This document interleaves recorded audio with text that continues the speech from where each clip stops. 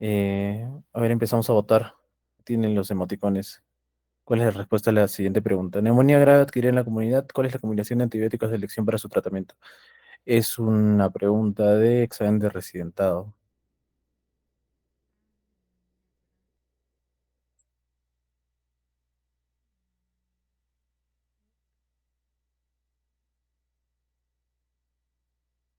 Listo, dos respuestas hay. ¿Alguien más quién opina diferente?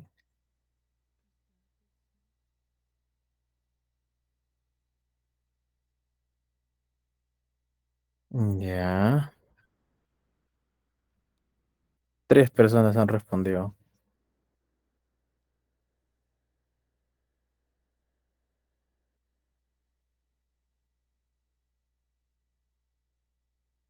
Ok.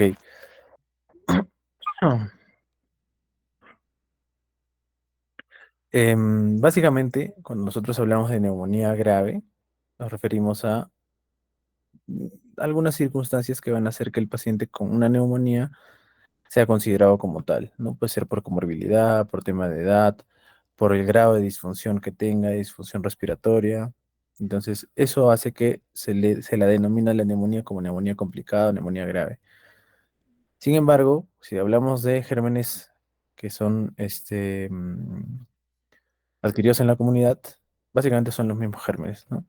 Entonces, la base del tratamiento inicialmente es la misma para la neumonía adquirida en la comunidad como tal o neumonía adquirida en la comunidad que sea grave, ¿no? Salvo que el paciente tenga algunas circunstancias o comorbilidades. Pero en general, para cualquier paciente, nosotros nos referimos a neumonía grave, dado algunos criterios clínicos, ¿no? Pero se considera de todas maneras dentro de la neumonía adquirida en la comunidad. Entonces el tratamiento va a ser el mismo. Y la respuesta es, como ustedes lo han dicho, la mayoría de ustedes es una cefalosporina de tercera generación, que es lo que habitualmente usamos, y un macrólido.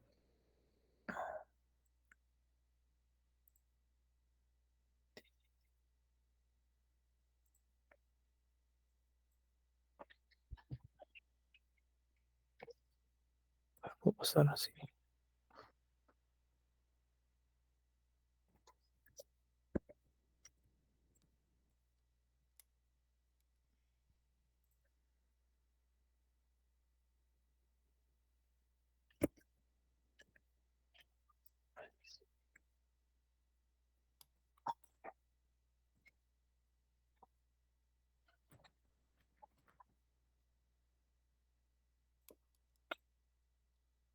Entonces, como habíamos dicho, sí, esta es la respuesta, ¿no? Ustedes habían marcado. Siguiente. Ante una neumonía intrahospitalaria por pseudomonas, ¿cuál terapia antibiótica se usaría mientras se espera el resultado de los cultivos? Respuestas.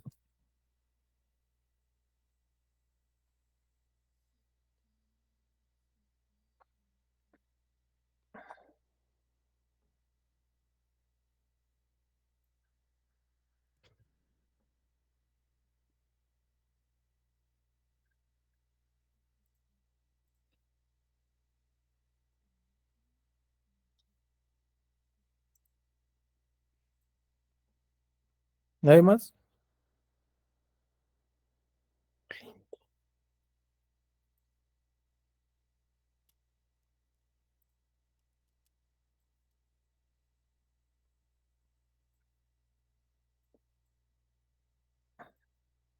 Bueno, la mayoría de ustedes coinciden, ¿no? O sea, básicamente es buscar fármacos. Aquí te dice que el paciente tiene una neumonía por pseudomonas. Me imagino que clínicamente tendrá, esta es otra pregunta también de examen de residentado, que tendrá algún criterio clínico para sospechar de que el paciente tenga pseudomonas, porque se entiende que todavía no tiene cultivo el paciente. Y la terapia antibiótica a usar mientras espera el resultado, obviamente van a ser medicamentos que sean antipseudomónicos. Sí, pero antipseudomónicos, sí. Cefuroxima, no. Amicacina, sí. Cefazolina, no. Penicilina, no. Citromicina, no. Ceftazidima, sí. Amicacina, sí. Ceftriaxona, no. Cefuroxima, no. Entonces la respuesta es la que todos ustedes han dicho, ¿no? Ceftazidima, amicacina. Fármacos con actividad sobre pseudomonas aeruginosa. Listo. ¿Quién de ustedes podría describirme esta plaquita? Pero con nombre y todo, como habíamos visto en las prácticas, ¿no? Este, ¿qué cosa, qué tipo de estudio es? ¿En qué posición está? Básicamente eso, ¿qué lesiones se encuentran? Vamos a...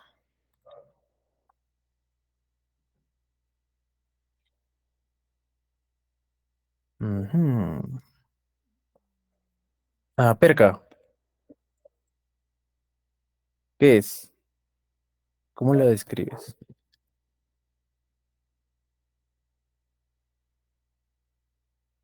Perca, Sí, doctor, presente. Mm, bueno, es una radiografía en proyección, es una radiografía de tórax en proyección póstero anterior. Mm, a ver, mm, eh, mm, se observa un área de condensación. Ay, doctor. Mm, bien.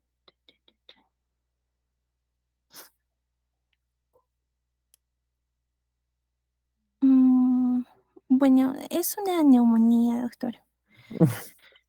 ok. ¿Alguien de ustedes puede hacer nos puede aclarar un poquito cuál es la diferencia o cuáles son las características de una placa AP y una PA? ¿Se acuerdan?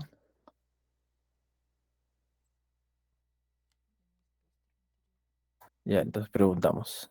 Doctor, sería que en la Ya, PA, Hakim.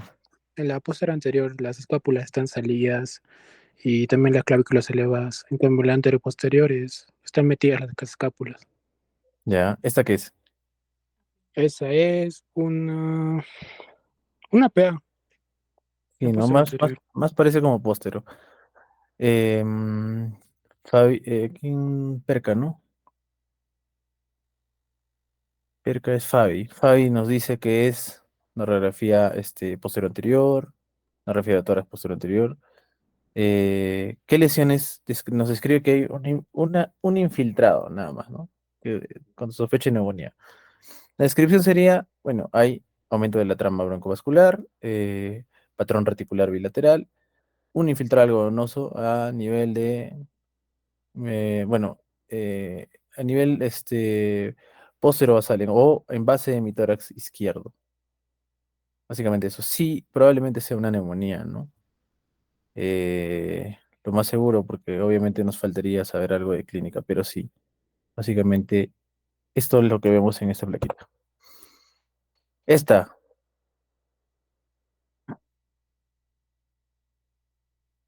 uy, terrible.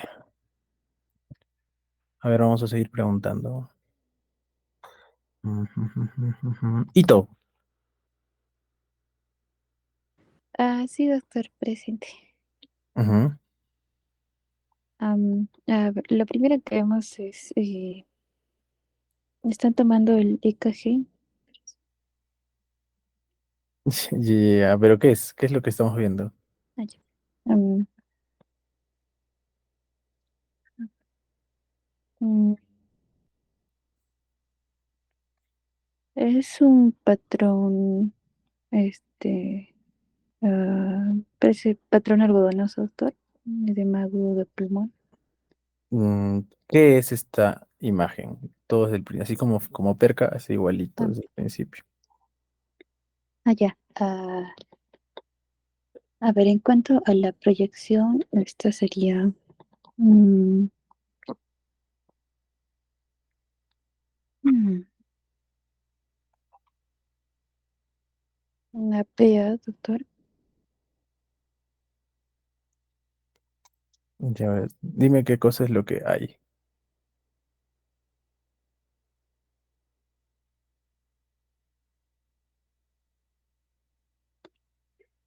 Ah, bueno, como mencionaba, podría haber un patrón algodonoso, doctor. Ujú, ya. Ya, entonces, como mencionaba su compañero Hakim,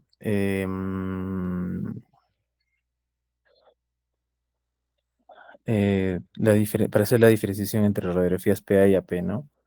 De todas maneras, eh, son algunas características, pues no necesariamente tienen que cumplirse todas. Ahora, en una radiografía que se toma anteroposterior, las clavículas generalmente están bueno, más horizontalizadas, ¿no? Que una posterior anterior, donde las clavículas están algo metidas en la cúpula del tórax. Pero, particularmente, esta radiografía es una radiografía tomada anteroposterior. ¿Por qué? Básicamente porque el paciente está intubado. Si tú te das cuenta, el paciente tiene un tubo endotraqueal acá y lo que vemos acá, pues obviamente es el monitor, no le están tomando un electro, ¿no? Es el monitor cardíaco. Independientemente de ello, efectivamente, ¿no? Es un patrón algodonoso bilateral. Este es lo que nosotros conocemos como inhala de mariposa, ¿no? En alas de mariposa. Entonces, sí podría ser compatible con edema pulmonar. Entonces, vamos a ver más adelante qué cosa es el edema pulmonar. O qué noxas o qué circunstancias clínicas nos pueden llevar a un edema pulmonar. Listo. Vamos a seguir preguntando a alguien. A ver.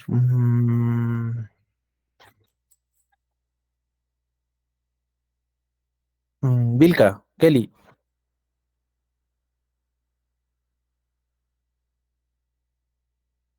Cierto. Esta es una tomografía en ventana pulmonar. Ujú. Y se puede ver Corte, corte. Te olvides el corte. ah, un corte axial, Ujú. ventana pulmonar, donde se puede observar en el lóbulo pulmonar derecho una vacío.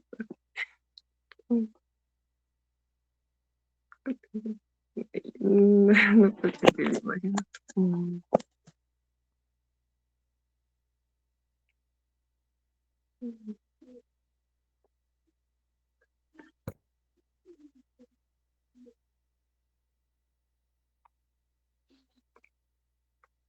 ¿Qué más? A ver, ¿Qué es esto? pues, ¿Qué es todo? una condensación, pues, Claro, se aprecia una condensación en el lóbulo, de bueno, en condensación el pulmón derecho. en el ¿Qué son pulmón estos, derecho, qué es estos negritos de acá? los bronquios, ¿Cómo se llama? un trama broncoalveolar. No, hay una ayuda, a ver, ¿cómo se llama esos negritos que tiene ahí? ¿Quién le da una manito? Broncograma aéreo.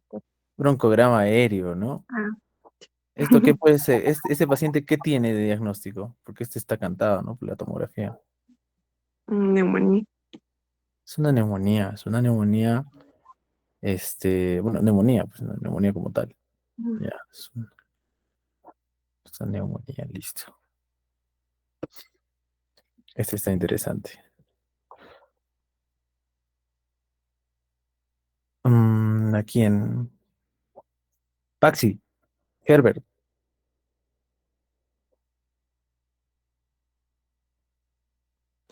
Buenas noches, doctor.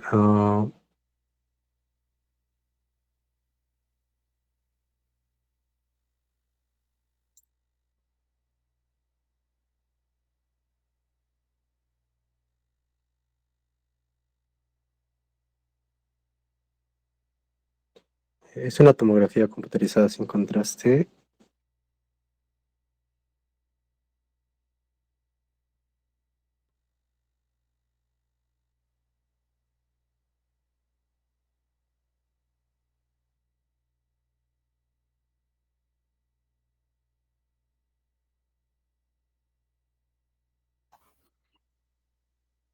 Ya, ¿algo más?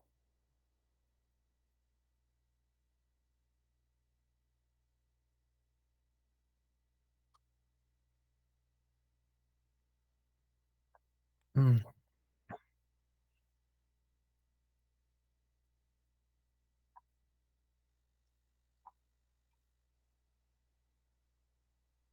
Se observa una condensación en ambos lados, doctor. Ya. ¿Algo más que te llame la atención? Dices condensación bilateral.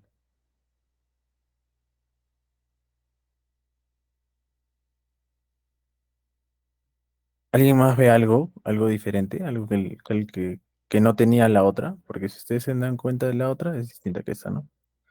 Esta, esta es una neumonía, ¿no? Esta probablemente sea una neumonía. O tal vez otra cosa. Pero hay cosas distintas.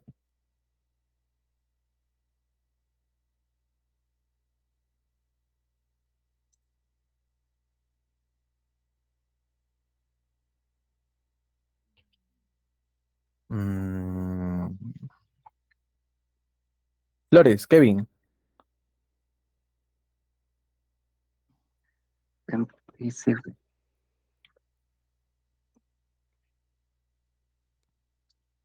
bueno, también se ve broncograma aéreo y bueno, También, sí.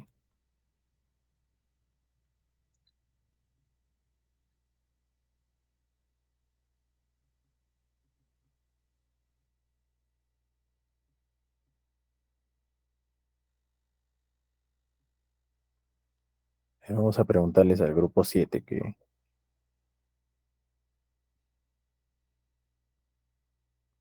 mm, da-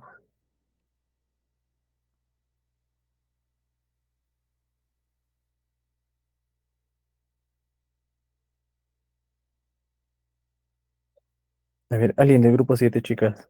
Sé que son todas chicas. Ya yo les llamo, no se preocupen.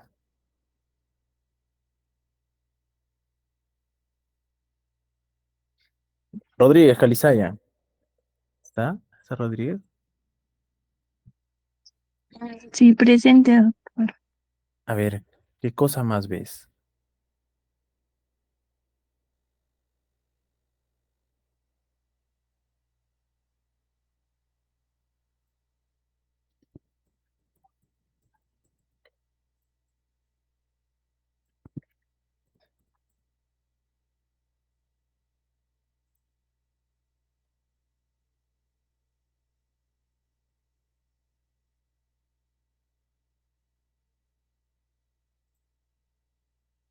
Ya, vamos a hacerlo un poco más sencillo, ¿ya? No te preocupes. Efectivamente, aquí lo que vemos sí es una consolidación, pero básicamente la consolidación está en la base izquierda. Este es un patrón consolidativo. Esta clase básicamente es algo de recuerdo, porque básicamente todo lo que vamos a hablar ustedes ya lo saben, ¿no? Ya han llevado, vamos a orientarlo un poco más hacia a esa emergencia, pero básicamente son cosas que ustedes ya saben. Han llevado radiología, han llevado neumología, medicina interna, conocen acerca de neumonías. Básicamente el consolidado está aquí, ¿ya? Sí son, estos, nosotros hablamos cuando hablamos de tomografías en ciertas circunstancias de patrones, ¿no? Patrones, radiológicos. Un patrón consolidativo es el que tiene acá, en la base pulmonar izquierda. El resto son otro tipo de patrones. Este de aquí se conoce como patrón empedrado. Es algo que pareciera como si fuesen, pues como unas piedritas, ¿ya? Y lo que está más hacia la periferia, que es esto de aquí, esta imagen por aquí, las imágenes que están por acá, se conocen como imágenes en vidrio ilustrado. Bueno, básicamente eso, ¿no? Vidrio ilustrado, vidrio pulido. Entonces, ¿alguno de ustedes ha tenido COVID que ha necesitado hospitalización y ha necesitado oxígeno? A ver, si es que alguno de ustedes se ha hospitalizado por COVID, levanten un dedito.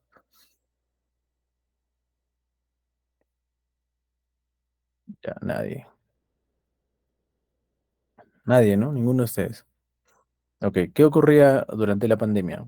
El COVID, obviamente, como ustedes conocen, es un virus respiratorio que, al igual que algunos virus agresivos, también como el virus de la influenza, por ejemplo, o de la gripe porcina, el H1N1, etcétera, provocaba algo que se llamaba síndrome de estrés respiratorio del adulto o síndrome de estrés respiratorio agudo. Em, ¿Qué ocurre? Un COVID, el virus del COVID, ahorita nosotros tenemos pacientes, ¿no? Que hay piquitos de COVID, ¿no? De vez en cuando, ciertos días de la semana aparecen algunos pacientes con COVID positivo, ¿no?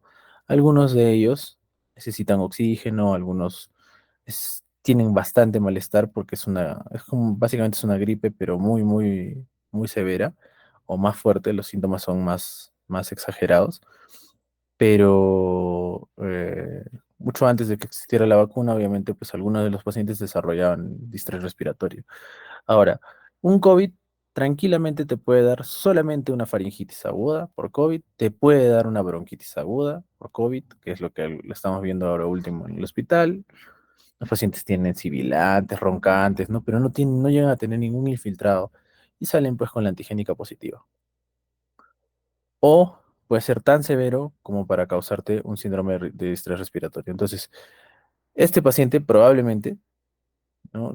No les puedo decir específicamente si es COVID o no, porque tendríamos que tener contexto del pacientito, pero tiene una neumonía, ¿ya? Y lo más seguro que la neumonía haya ido progresando hasta producir algo que se llama SDRA, que es lo que ustedes conocen, ¿no? Síndrome de estrés respiratorio, o ARDS. Y básicamente el patrón tomográfico es este, ¿no? Las características o las formas de patrones tomográficos en SDRA, pues su paciente tiene un patrón consolidativo en algunas circunstancias, pero lo más característico es que los pacientes tengan patrón en vidrio ilustrado y patrones, perdón, en vidrio ilustrado y mientras va progresando la enfermedad o el SDRA, los pacientes hacen un patrón empedrado. Entonces nosotros clasificábamos en COVID esto pues con porcentajes, ¿no? Por ejemplo, según el porcentaje de campos pulmonares tomados, nosotros veíamos severidad de las infecciones, ¿no? Por ejemplo, este, por lo menos este paciente debe tener entre 85 a 90% de afectación pulmonar por la patología por la cual, la que sea que esté afectado, pero tiene una afectación pulmonar severa, ¿ya? Ahora, hay broncograma aéreo, entonces se entiende, ¿no? Se entiende que en las neumonías o el SDRA son patologías que afectan básicamente los alvéolos, ¿no? Porque los bronquios están libres, ¿no? Los bronquios no están tomados. Entonces, si nosotros hablamos, por ejemplo, ¿no? La plaquita que han visto al principio, que es esta de acá, tin, tin, tin, este es un paciente con un SDRA por COVID. Entonces, en la radiografía se ve así, y en la tomografía se ve como ustedes la han visto, ¿no? Es un patrón algodonoso, bilateral, en alas de mariposa, pues, muchas patologías pueden tener esas características, como el edema pulmonar y em, el ARTS, por ejemplo. Pero ¿por qué se ve así y por qué se parecen tanto? Porque básicamente, como lo estamos viendo acá, los bronquios están libres, quiere decir que no hay mayor alteración a nivel bronquial, la alteración es a nivel alveolar como tal. Y en un edema pulmonar agudo, por ejemplo, cardiogénico, relacionado a sobrecarga hídrica, ¿no? Obviamente va a haber edema alveolar. Pues más- lo más o lo que se intuye en un paciente con un edema cardiogénico es que pues, el edema es un trasudado, ¿no? Sin embargo, pacientes con neumonía grave, neumonía severa, una infección severa como un COVID, por ejemplo, un paciente que tenga pancreatitis, que la pancreatitis cause una respuesta inflamatoria tan severa que afecte a nivel pulmonar provocando SDRA, pues es un paciente que va a tener edema a nivel edema alveolar y este edema, pues, en general, cuando es infeccioso, obviamente, pues, va a ser un exudado, ¿no?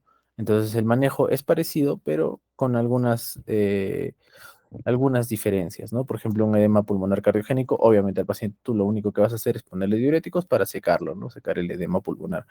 En estas circunstancias, obviamente, el paciente va a tener que recibir otras medidas terapéuticas, ¿no? Obviamente, todos van a recibir oxígeno, ellos van a recibir medicación para poder expectorar más la flema, obviamente los antibióticos o las medidas de soporte si es una neumonía bacteriana,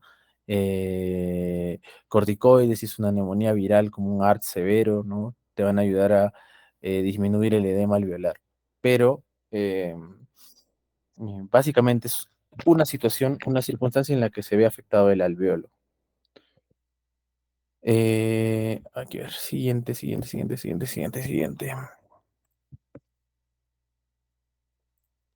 Vamos con Quispe, Rubí, ¿estás ahí? Sí, doctor. Ya, mira atentamente el video y me dices que ¿lo viste o lo necesitas verlo otra vez? ¿Podría ponerlo otra vez, por favor?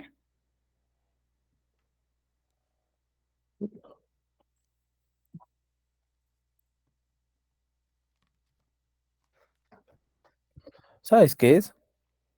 Es el signo de barras en una, bueno, cuando hay condensación pulmonar. No. Esta es una ecografía pulmonar. Ya Ujú. estamos viendo algún campo pulmonar, pero algo que les llame la atención ahí en esta eco, eh, Cambisea, Noemí.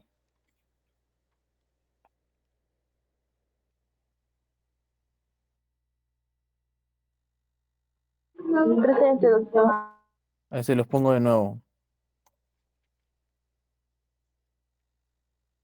¿Qué hay?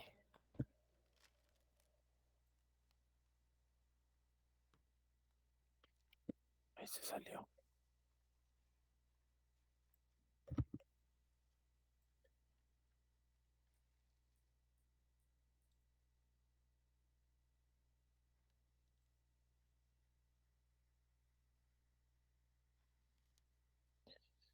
A ver, alguien que nos dé una luz, que nos ilumine. Nosotros en algunos grupitos de práctica hacemos ecografía, ¿no? Ecografía pulmonar. Básicamente conmigo hacemos ecografía, full ecografía. Doctor, Eh, ¿serían las líneas B? sí, Hacerse ¿no? las líneas verticales. Sí, ¿no? Exacto.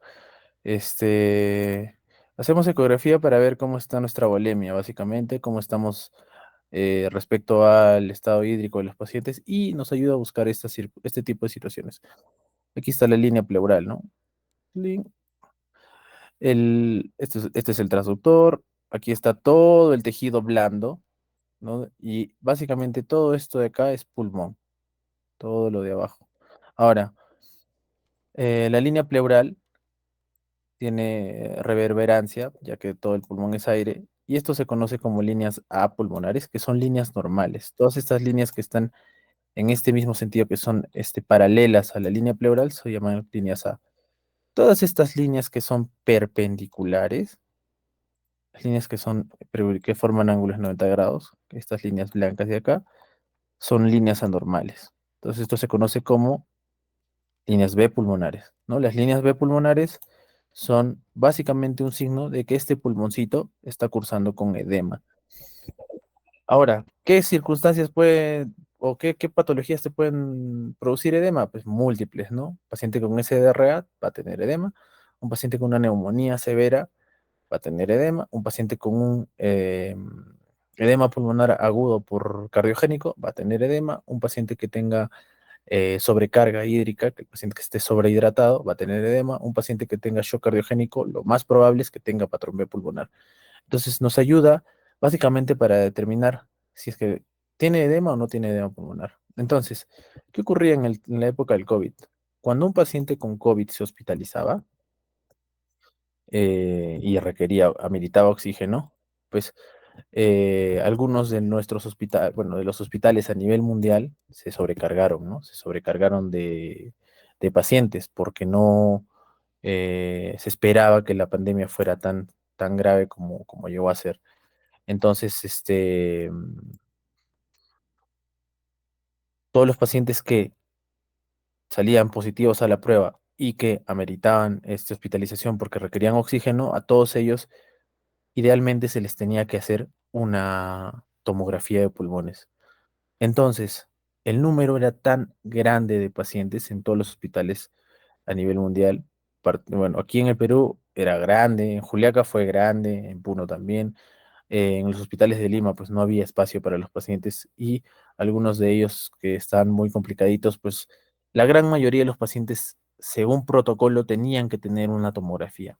Ahora, No a todos los pacientes se les podía hacer una tomografía porque no alcanzaba, no había forma. Los tomógrafos, no es que un paciente iba a la tomografía, iba uno tras otro, uno tras otro, uno tras otro. Había todo un protocolo de desinfección.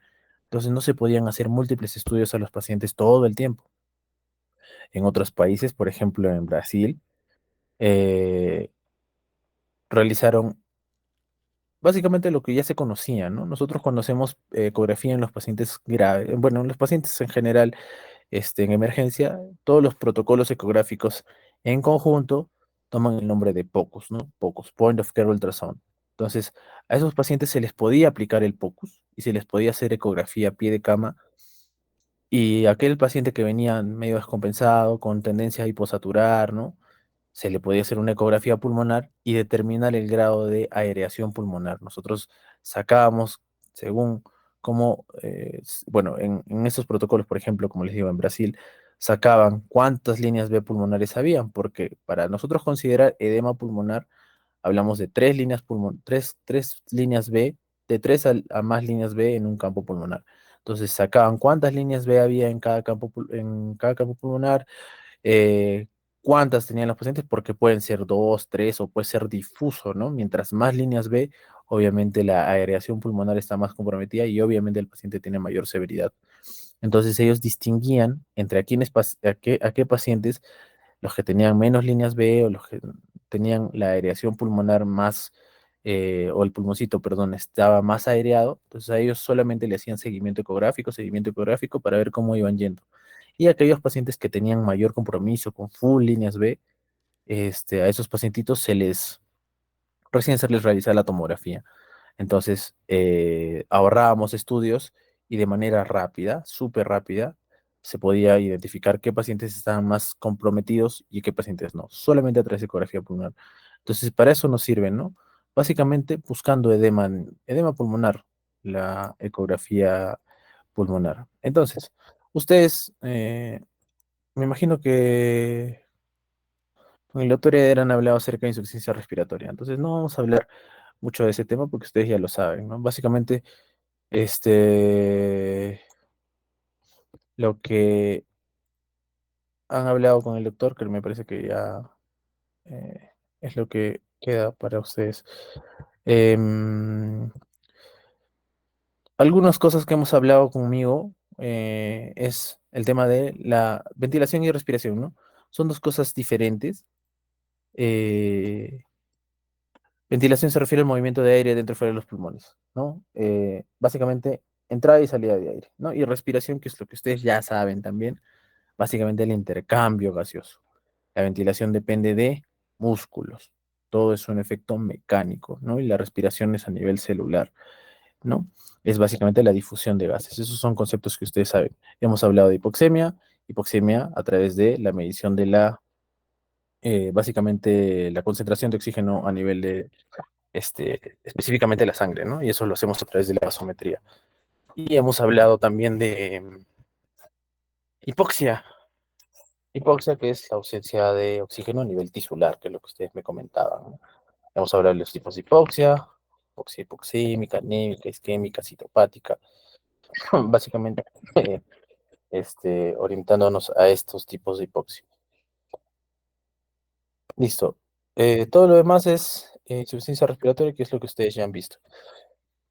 Vamos a empezar con el primer tema de...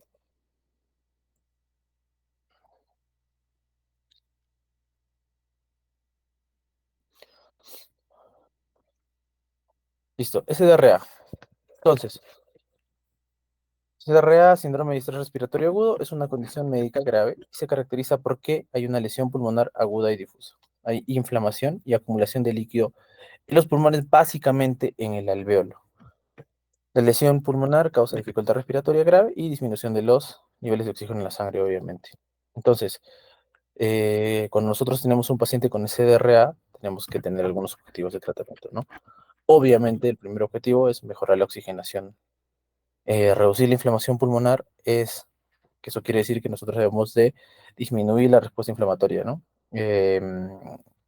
Como les había comentado, algunas patologías, por ejemplo, si ustedes tienen un paciente con pancreatitis que desarrolla una pancreatitis moderadamente severa o severa con afectación respiratoria, entonces es un paciente que tiene, pues, va a siempre tener la tendencia a desarrollar SDRA. Entonces, si ustedes se acuerdan, porque están llevando gastro también, nosotros cuando hacemos la disquisición, si es que un paciente tiene alguna, con pancreatitis, tiene alguna disfunción orgánica, nos agarramos de los criterios de Marshall. Y uno de los criterios de Marshall nos habla acerca del PAFI. Y el PAFI,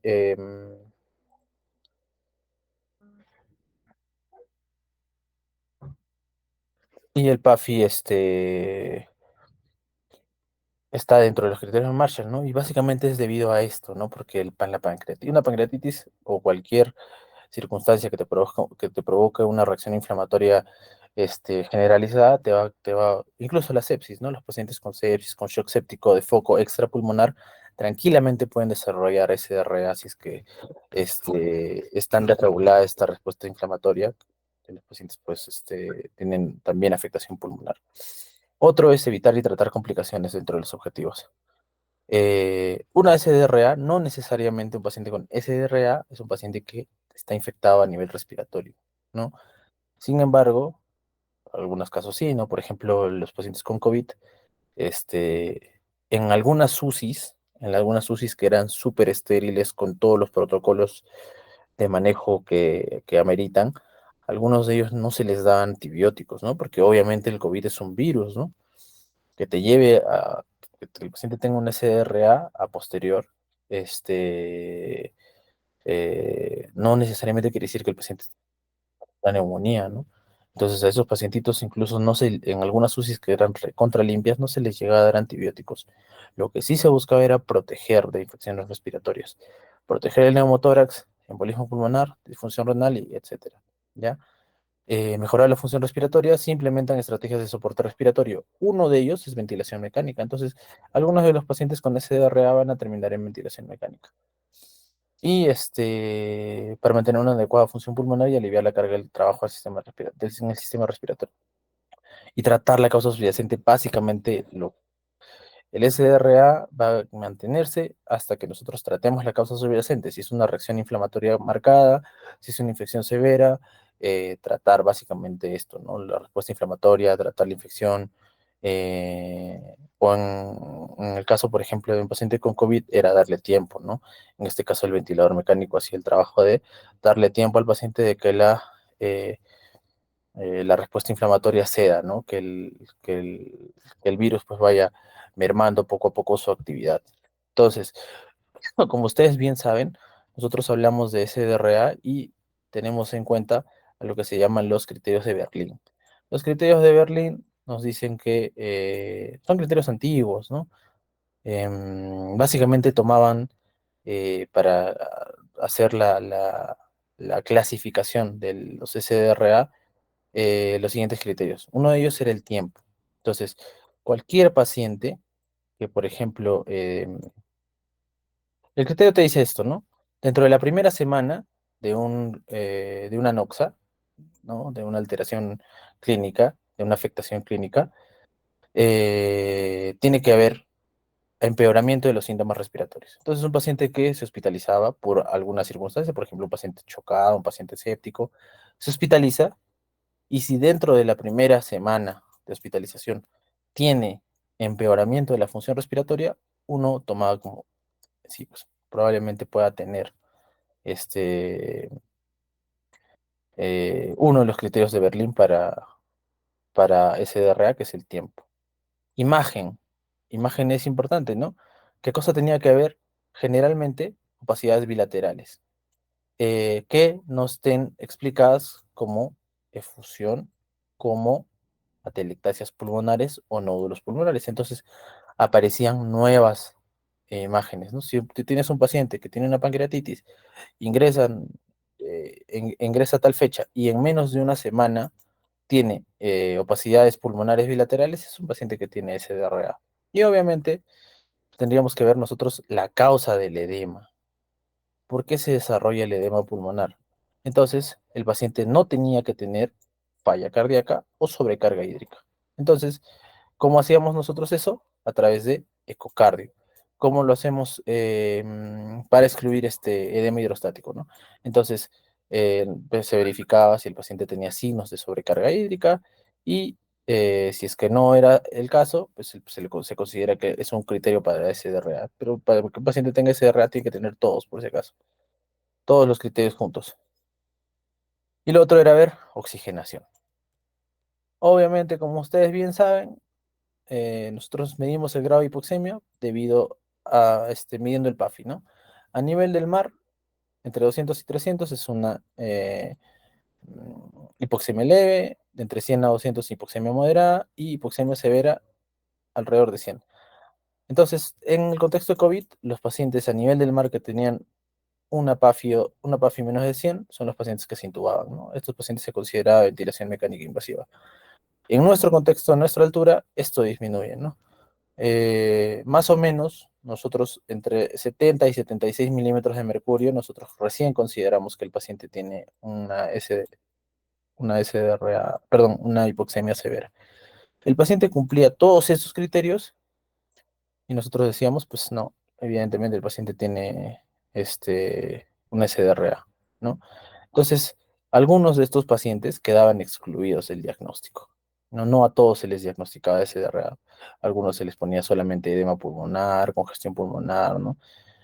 Hasta el momento, ¿no? Si nosotros tenemos un paciente que tiene, vamos a tomar el ejemplo de pancreatitis porque es una de las cosas que más te causa inflamación. Si nosotros tenemos un paciente con pancreatitis que te ingresa a tal fecha hoy día y dentro de 3, 4 días el paciente está desaturando, tiene infiltrados algodonosos, muy pocas personas eh, se van a, eh, van a tomar la acción para ya decir las cosas por su nombre, ¿no? Porque obviamente si un paciente con pancreatitis en 2, 3 días, 4 días empieza a desaturar, empieza a tener infiltrado y no estás con sobrecarga hídrica, ¿no? Se ha utilizado un protocolo de hidratación que no lo sobrecargue, no ha desarrollado falla cardíaca, pero tiene opacidades bilaterales en la placa, ¿no? Ese paciente tiene CDRA, pero muchos de nosotros como médicos no lo ponemos, no lo solemos poner porque el paciente tiene congestión pulmonar, edema pulmonar, a pesar de tener todos los datos, ¿no? Tiene el tiempo, tiene las imágenes. El edema es netamente respiratorio, no tiene otra causa. La oxigenación es baja, obviamente, pero no le ponemos diagnóstico de SRA y ese paciente entra dentro de la definición de Berlín de SRA. Entonces, hay que tener en cuenta las etiologías, ¿no?, de las SRA. Entonces, son múltiples.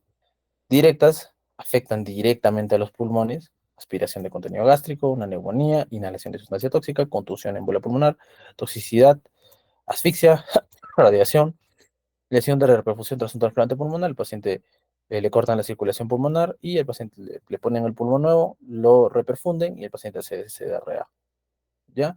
Indirectas, sepsis, como habíamos hablado, ¿no? Traumatismos severos, transfusiones masivas, que es lo que se conoce como TRALI, esto se conoce como TRALI. Pancreatitis, que es uno de los que más te causa inflamación, sobredosis de fármacos, quemaduras, el shock como tal, por tener una respuesta inflamatoria muy marcada, y la coagulación intravascular diseminada. Entonces, causas directas e indirectas de CDRA. Como les habíamos dicho, este es un alveolito normal. El alveolo normal tiene el espacio intersticial, el intersticio que está conectado con el capilar, pues tiene el espacio más adecuado para poder hacer el intercambio gaseoso. Ustedes saben que esto más o menos es de 50 micras, ¿no? Listo. 50 micras. Pero este es un alveolito normal. ¿Qué ocurre en un paciente que tenga injuria alveolar en su fase más aguda? Este paciente va a tener dos cosas: edema intersticial, porque va a haber aumento de citoquinas, de leucotrienos a nivel intersticial y a nivel de la pared alveolar, que esta también se va a engrosar. Además de que va a haber liberación ya de forma masiva a nivel dentro del alveolo de lo mismo, ¿no? Factores inflamatorios, leucotrienos, y esto que va a ocasionar que haya un exudado a nivel alveolar. Entonces, hay aumento de la permeabilidad capilar, la permeabilidad capilar aumenta, se pierde pues el endotelio, hay pérdida del endotelio a nivel capilar, y esto que hace que el líquido fugue. Fugue hacia dónde, hacia el intersticio, provoca edema intersticial y edema alveolar. hay la formación de una membrana hialina alrededor de la pared alveolar y dentro de los espacios alveolares. ¿Y esto qué hace? Que el paciente no tenga adecuado intercambio gaseoso. Entonces esto te va a llevar netamente a una hipoxia hipoxémica. Ahora, el 2023, el año pasado, salió esto, ¿no? Nueva definición global de ARTS. Entonces, ¿qué es lo que nos decían acá? No necesariamente el paciente tenía que estar intubado para decir que el paciente tiene ARTS. Sí, es un paciente que tenía que tener, por lo menos, si es que utilizaba cánula nasal de alto flujo, mayor a 30 litros por minuto, un CPAP más de 5, o un PIP más de 5. Básicamente esto es una de las... no necesariamente estar intubado, pero sí, si es que el paciente está con severa dificultad, tenía que tener pues una cánula nasal de alto flujo. O lo siguiente, ¿no? Que el paciente tenga hipoxemia ya por debajo de 300. O, este es un PAFI, ¿no? O un SAFI, que ustedes saben que es la saturación entre el FIO2 menos de 315. Y que sature menor o igual a 97% con estos valores. ¿Ya? Entonces teníamos esto, ¿no? Que no necesariamente el paciente está intubado, que tenga alto requerimiento de oxígeno, que tenga PAFI bajo o SAFI bajo y que tenga opacidades bilaterales confirmadas por una de las siguientes cosas. O una placa de tórax, o una tomografía de tórax, o un ultrasonido positivo con un operador bien entrenado. Entonces, cualquiera de las cosas, ¿no? A raíz del COVID, como les digo, se utilizó más la ecografía y nos ayuda para lo siguiente. Si no tienes una placa, no tienes una tomografía, tienes un paciente que tiene aumento de la dificultad respiratoria, pérdida de la aireación pulmonar, patrón B pulmonar, es un paciente que tiene uno de los nuevos criterios para SDRA. Y en los pacientes que tengan recursos limitados, no se requiere que el paciente tenga oxígeno, flujo de oxígeno, algunos soportes avanzados, ¿no? de vía aérea. Entonces, a raíz de esto, si ustedes se dan cuenta, cualquier paciente que está dentro de un área, ¿no? Un área hospitalaria, que en el transcurso del tiempo, que el tiempo no varía, ¿no? El tiempo son 7 días. El transcurso del tiempo de 7 días tenga cualquiera de estas cosas, ya se considera que está cursando con SDRA. Si un paciente te empieza a desaturar, ya se considera SDRA según estos criterios nuevos de SDRA.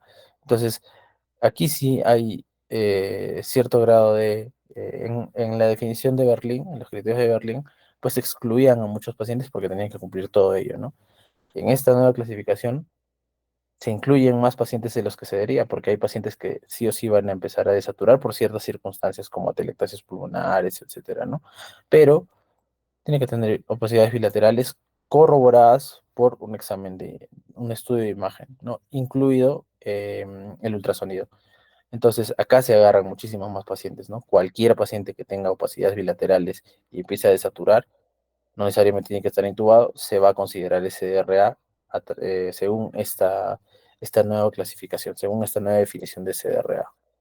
Nosotros, cuando hablábamos de COVID, porque justo a raíz del COVID, pues hubo un mayor estudio de cómo debía ser el manejo del SDRA. Nosotros hablábamos de protección pulmonar, entonces a los pacientes que se intubaban tenían que tener protección pulmonar. Entonces nos guiábamos, a través de esto, no es una rosa de los vientos, que nos dirige qué cosa es lo que teníamos que hacer para que el paciente no tenga lesiones pulmonares. Entonces teníamos que nosotros implementar al que los pacientes tengan un volumen tidal bajo, entre 6, alrededor de 6, presiones pulmonares bajas, una presión plató, una meseta menos de 30, un PIP mayor a 5, y nosotros teníamos que hacer el manejo dinámico de la ventilación mecánica, modificar todo el tiempo, modificar los valores de la ventilación mecánica. Al menos, cada 24 horas se tenía que mover el ventilador mecánico para nosotros hacer un adecuado manejo. Estos son los pilares de tratamiento de SDRA en pacientes que están intubados. ¿Cómo empezábamos? Empezábamos de abajo hacia arriba, ¿no? Desde lo más abajo, paciente pues que empezaba con ventilación mecánica invasiva, se sedaba 6 ml por kilo, evitar en ausencia de, perdón, de acidosis metabólica severa. Pasábamos. Todos son metas de protección, ¿no? Volúmenes tibiales bajos, platos bajos, pips, según lo que vamos a ver más adelante. Si subía el pip, aumentar el pip, perdón, para mejorar oxigenación, bloqueo neuromuscular, y lo que nosotros hacíamos era pronar a los pacientes, ¿no? Quiere decir pronar, pues darles la vuelta, ¿no? Que los pacientes, en vez de estar de cúbito dorsal, se ponían en decúbito ventral. Y si los pacientes tenían una hipoxemia marcada, en algunos centros hospitalarios de mayor capacidad, se considera ponerlos en ECMO, ¿no? Porque el pulmón de plano no funcionaba bien. Nosotros teníamos la estrategia de ARTSNET, ¿no? ARTSNET es un protocolo para poner la ventilación mecánica de los pacientes, y movíamos el PIP del ventilador según el FIO2 que requería el paciente. Y solamente, no es necesario que todos lo sepan porque esto es ya de UCI, pero lo que sí debemos saber en el contexto de SDRA son estos valores, ¿ya? ¿Qué cosa es lo que nosotros buscamos en estos pacientes? Punto número 1, siempre tenemos que calcular el peso predicho del paciente, ¿ya? Entonces, si un paciente pesa, qué sé yo, ¿cómo les digo? Si un paciente pesa 100 kilos, por ejemplo, pero mide 1,50, obviamente su tórax va a ser el mismo. Si tú pones ahí dos pacientes, uno mide 1,50, el otro mide 1,50, uno de ellos pesa 120 kilos, el otro pesa sus, no sé, sus 60 kilos que le corresponden. Los dos pacientes tienen la misma capacidad pulmonar y los dos pacientes tienen el mismo tamaño del tórax, ¿no? Se entiende eso, ¿no? Porque son pacientes que son simétricos, parecidos, ¿no? A nivel de su cuerpo, ¿no? De sus proporciones corporales. Entonces, no es que un paciente que tenga 120 kilos le entre más aire que un paciente que tenga 60 kilos, si es que los dos son de la misma altura, ¿no? Entonces, lo que nosotros hacíamos era calcular el peso predicho. Varones, mujeres, según la fórmula, ¿no? Acá, por ejemplo, te salen pulgadas, ¿no? Entonces, según este resultado, por ejemplo, ¿no? Si un paciente pesa, no sé, 1,60, perdón, mide 1,60, pesa unos 70 kilos, tú hacías la fórmula, ¿no? Este 70 no era lo que nosotros considerábamos. ¿Por qué? No vamos a poner 6 ml por kilo. ¿Por qué? Si tú dices 120 kilos pesa el paciente, 120 por 6, haces la fórmula y te va a salir más o menos, no sé, digamos, ¿no? Como unos 800 ml de volumen tidal para ese paciente. Y eso es mentira, totalmente falso. Eso no es cierto, ¿no? Entonces hacíamos el cálculo del peso. Más o menos así, si es que aplicamos esta fórmula para un paciente de 160 de altura, 1,60 m, más o menos debe ser alrededor de 60 kilos su peso ideal. Entonces, a través de esto, nosotros recién hacíamos, ¿no? 6 ml por kilo por 6, más o menos este paciente debería recibir 360 ml de volumen tidal en el ventilador, no los 800 que te saldría si es que tú agarras el peso real del paciente. Entonces, eso es algo importante que nosotros hemos estado pues revisando y hemos estado teniendo en consideración para realizar el seteo del ventilador, para programar los volúmenes que se le tienen que dar a los pacientes, ¿ya? Y de ahí buscar siempre la presión meseta. Cuando hablamos de ventilador, buscamos presión meseta. Y el valor objetivo es que el paciente tenga una meseta menos de 30, si es que es más de 30, lo ideal es que tenga menos de 25. Esto es lo ideal, que tenga menos de 25. La oxigenación era entre 55 y 80 en el AGA, o la saturación entre 88 y 95. Esos eran básicamente nosotros hacíamos el cálculo, ¿no? Si el paciente estaba ya con FIO2 en el ventilador, obviamente todos empezaban con 100%, ¿no? Pues el paciente tenía un PIP de tal, si el paciente tenía 50%, el PIP se bajaba a 8, si el paciente ya tenía 30%, el PIP se bajaba a lo más normal, que es 5%, 5 de PIP, por ejemplo. Entonces nosotros hablamos de metas de protección. Esta es una pregunta que también se les van a preguntar examen de residencia, examen de, no creo que de internado, o ENAM, pero sí es algo que se les van a preguntar probablemente. O si ustedes son residentes de áreas críticas, es algo que tienen que saber. Básicamente cositas, ¿ya? ¿Cómo se programa el ventilador en SDRA? De 4 a 8. 6 era el centro, ¿no? La presión pico máxima del ventilador, que tiene que tolerar las vías respiratorias, era menos de 35. La presión meseta, 24 o 25, como habíamos visto, ¿no? La media de la presión meseta. Y si nosotros hacemos la resta de la meseta menos el PIB que iniciaba el paciente, nos sale el resultado de la presión de distensión o la driving pressure, que tenía que ser menos de 13.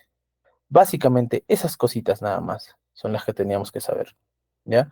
Acá te dice que es 14, acá te dice que 13, pero independientemente de ello, más o menos el valor es ese, ¿no? 14, 13. Acá te dice presión meseta 28, entre 24 y 25, más o menos la relación es esa. La idea es no sobrepasarlo, ¿ya? No podemos tener una meseta más de 30, una presión máxima más de 35. Eso quiere decir que el paciente va a tener lesión pulmonar severa. Las presiones del ventilador van a ser tan altas que el paciente va a desarrollar lesiones pulmonares, ¿ya? Y, mira, por ejemplo, este es un paciente que tiene un ACDRA, ¿no? Es básicamente la misma placa, ¿no? Son infiltrados, algodonosos, sin edema de posa, compatible con patrón, compatible con edema pulmonar. Y se consideraban los pacientes que no respondían bien, se los pronaba, ¿no? Este pacientito estaba boca arriba, y este paciente se pone boca abajo, ¿no? 16 horas después de la pronación se ve cómo se va limpiando el edema. Esto se debe a que básicamente después de pronarlos, todo el peso del mediastino, cuando nosotros estamos en decúbito dorsal, empuja los pulmones, no permite que se aireen bien los pulmones de manera adecuada. Cuando nosotros lo volteamos al paciente y lo ponemos boca abajo, todo el peso del mediastino, los pulmones se ven liberados de todo el peso del mediastino y empiezan a oxigenar mejor, a airearse mejor. Entonces se airea mejor y se libera un poco el edema. Entonces, a raíz de COVID también, nosotros empezamos a pronar a los pacientes que no eran buenos respondedores en ese DRA. Uso de dexametasona, los corticoides eran importantes en el contexto de, en general, en los pacientes con ARDS y con más frecuencia en los pacientes con COVID. Entonces, en contexto de COVID, nosotros empezamos a utilizar dexametasona a dosis de 6 miligramos. 6 miligramos cada 24 horas. Empezamos con protocolos de alrededor de 10 días, se le da 10 días de dexametasona, nada más. Ahora, las últimas, la dicen, ¿no? Dexametasona una vez al día, 6 miligramos, por 10 días, ¿no? Entonces esto nos ayudaba a mejorar. Ahora, debido a esto, ¿qué es lo que surgió? En programas de como Exitosa, RPP, ¿no? Salían médicos a hablar de COVID. Entonces lo que te decían era que los pacientes había que anticoagularlos, los pacientes tenían que tomar prednisona. Entonces, ¿qué ocurría? En un paciente con COVID leve, que tenía una faringitis, una bronquitis o una neumonía leve por COVID, pues llegaban a complicarse, ¿no? Porque se inmunocomprometían más con la dexametasona. Entonces, no era para todos. No es para el COVID como tal, la Dexa. La Dexa es para el ARDS por COVID. No era para el COVID como tal, ¿no? Listo. Y los pacientes con ARDS deberían anticoagularse todos. Ustedes saben que se produce una respuesta inflamatoria muy marcada a nivel alveolar. Entonces, esto siempre va a condicionar a que los pacientes tengan alto riesgo de presentar tromboembolismo pulmonar secundario a una infección o una respuesta inflamatoria. Entonces, todos los pacientes con ARDS, salvo contraindicación, deberían anticoagularse. ¿Qué utilizábamos? Enoxaparina, puede utilizarse, bueno, heparina bajo peso molecular, ¿no? Por ejemplo, enoxaparina 40 miligramos diarios, que eso era el protocolo para todos los pacientes con ARDS en contexto de COVID y que también se aplica a todos los pacientes con SDRA, que no sean por COVID, ¿no?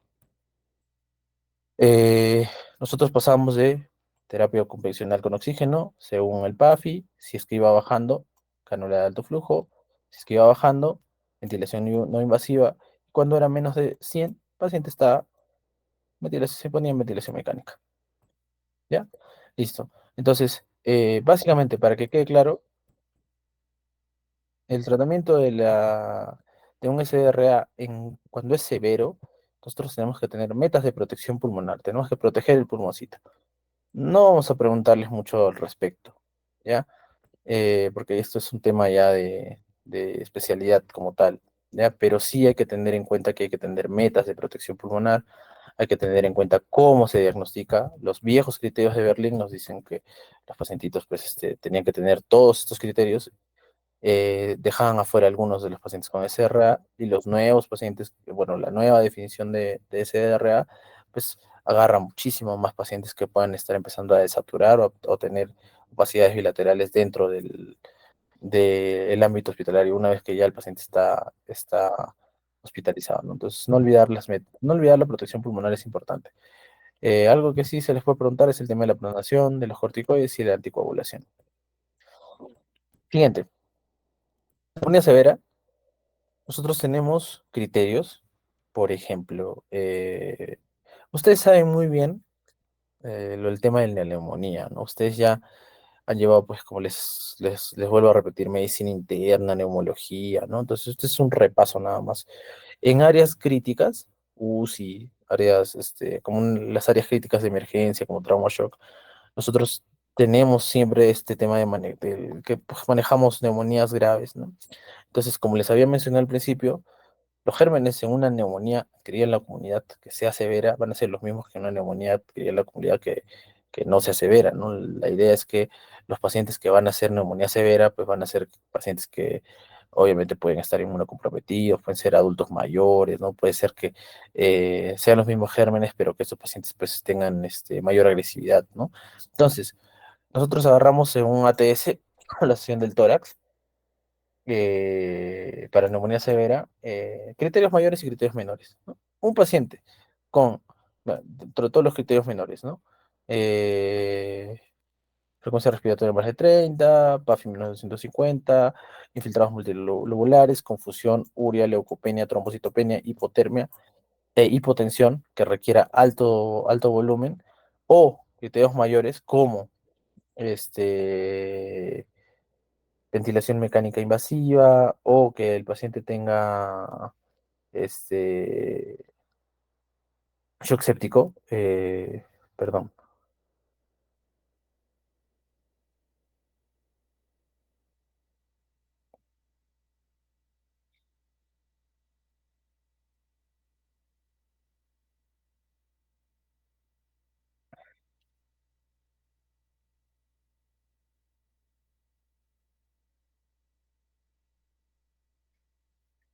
Entonces, van a disculparme. Los pacientes que tengan shock séptico con necesidad de vasopresores son los criterios para nosotros considerar que el paciente tenga neumonía severa. Ahora, ¿cómo hacemos el diagnóstico? Pues, obviamente no va a tener todo, ¿no? Un criterio mayor, uno de estos, o el paciente está en ventilación mecánica, o el paciente está en shock séptico. O tres criterios menores, tres de estos. Cualquiera de estos, tres de estos, ¿no? Tres. Tres de estos o uno de estos, y el paciente ya se considera que cursa con una neumonía severa, ¿no? Entonces, como les digo, los gérmenes, si hablamos de neumonías adquiridas en la comunidad, probablemente sean los mismos. Si el paciente tiene tres de estos o uno de estos, el paciente se intuba por una neumonía, ¿no? Una neumonía normal, común y corriente de la calle, y se intuba, se considera una neumonía severa. Si se choca y hace shock séptico, se considera neumonía severa. Si tiene tres alteraciones de estas, se considera neumonía severa. Ahora, ustedes se acuerdan muy bien de los scores de neumonía, ¿no? Uno de ellos es CURB 65, donde básicamente vemos básicamente todo lo que está acá, ¿ya? Entonces ustedes saben que a partir de 3 puntos en el CURB, el paciente ya tiene que ser, pues, considerado para manejo en esto, ¿no? En medicina intensiva. Entonces se entiende más o menos que eh, a qué pacientes se les considera una neumonía severa y van a estar, pues, pacientes complicados, básicamente, ¿no? Ahora, factores de riesgo. ¿Por qué un paciente hace una neumonía severa? Puede estar con alteración del estado de conciencia por alguna circunstancia. Paciente fumador, obviamente. Paciente alcohólico que curse con hipoxemia marcada, acidosis, inhalación de tóxicos, edema pulmonar, edema desnutrido, inmunosupresión, paciente adulto mayor que tenga alguna alteración estructural a nivel pulmonar, POC, bronquiectasias, neumonía previa, bronquitis, fibrosis quística, que tenga disfunción ciliar, ¿no? Que tenga síndrome de Jung, por ejemplo, acá dice, ¿no? Disfagia, infección respiratoria viral, malignidad, obstrucción bronquial, paciente que esté relacionado con drogas, ¿no? Porque, por ejemplo, esto es algo importante, pacientes con el pH incrementado a pesar de los del inhibidor de bomba de protones, los antiácidos. Entonces, estos pacientitos, esto es algo súper importante, ¿ya? Cuando nosotros hablamos de profilaxis de úlcera péptica o de úlcera por estrés en los pacientitos, entonces ustedes dicen, seguramente han escuchado, ¿no? Los pacientes se les tiene que poner un protector gástrico para que tengan profilaxis de úlceras por estrés. Si un paciente está en estado crítico, se le da profilaxis. Sin embargo, esto de acá es un factor de riesgo. Si tú aumentas el pH, quiere decir alcalinizas el ácido clorhídrico del estómago, puede ser con ranitidina, puede ser con omeprazol acá. Esto es un factor de riesgo para que el paciente desarrolle una neumonía. Entonces, ¿qué dicen las últimas recomendaciones? Esto tal vez no lo vayan a aplicar porque incluso nosotros en nuestra práctica no lo aplicamos, ¿ya? Pero las guías, las recomendaciones, ¿qué te dicen? Si el paciente come y no tiene algún factor de riesgo de hacer úlceras, por ejemplo, una úlcera péptica previa, mejor es no darle nada, ningún antiácido ni nada.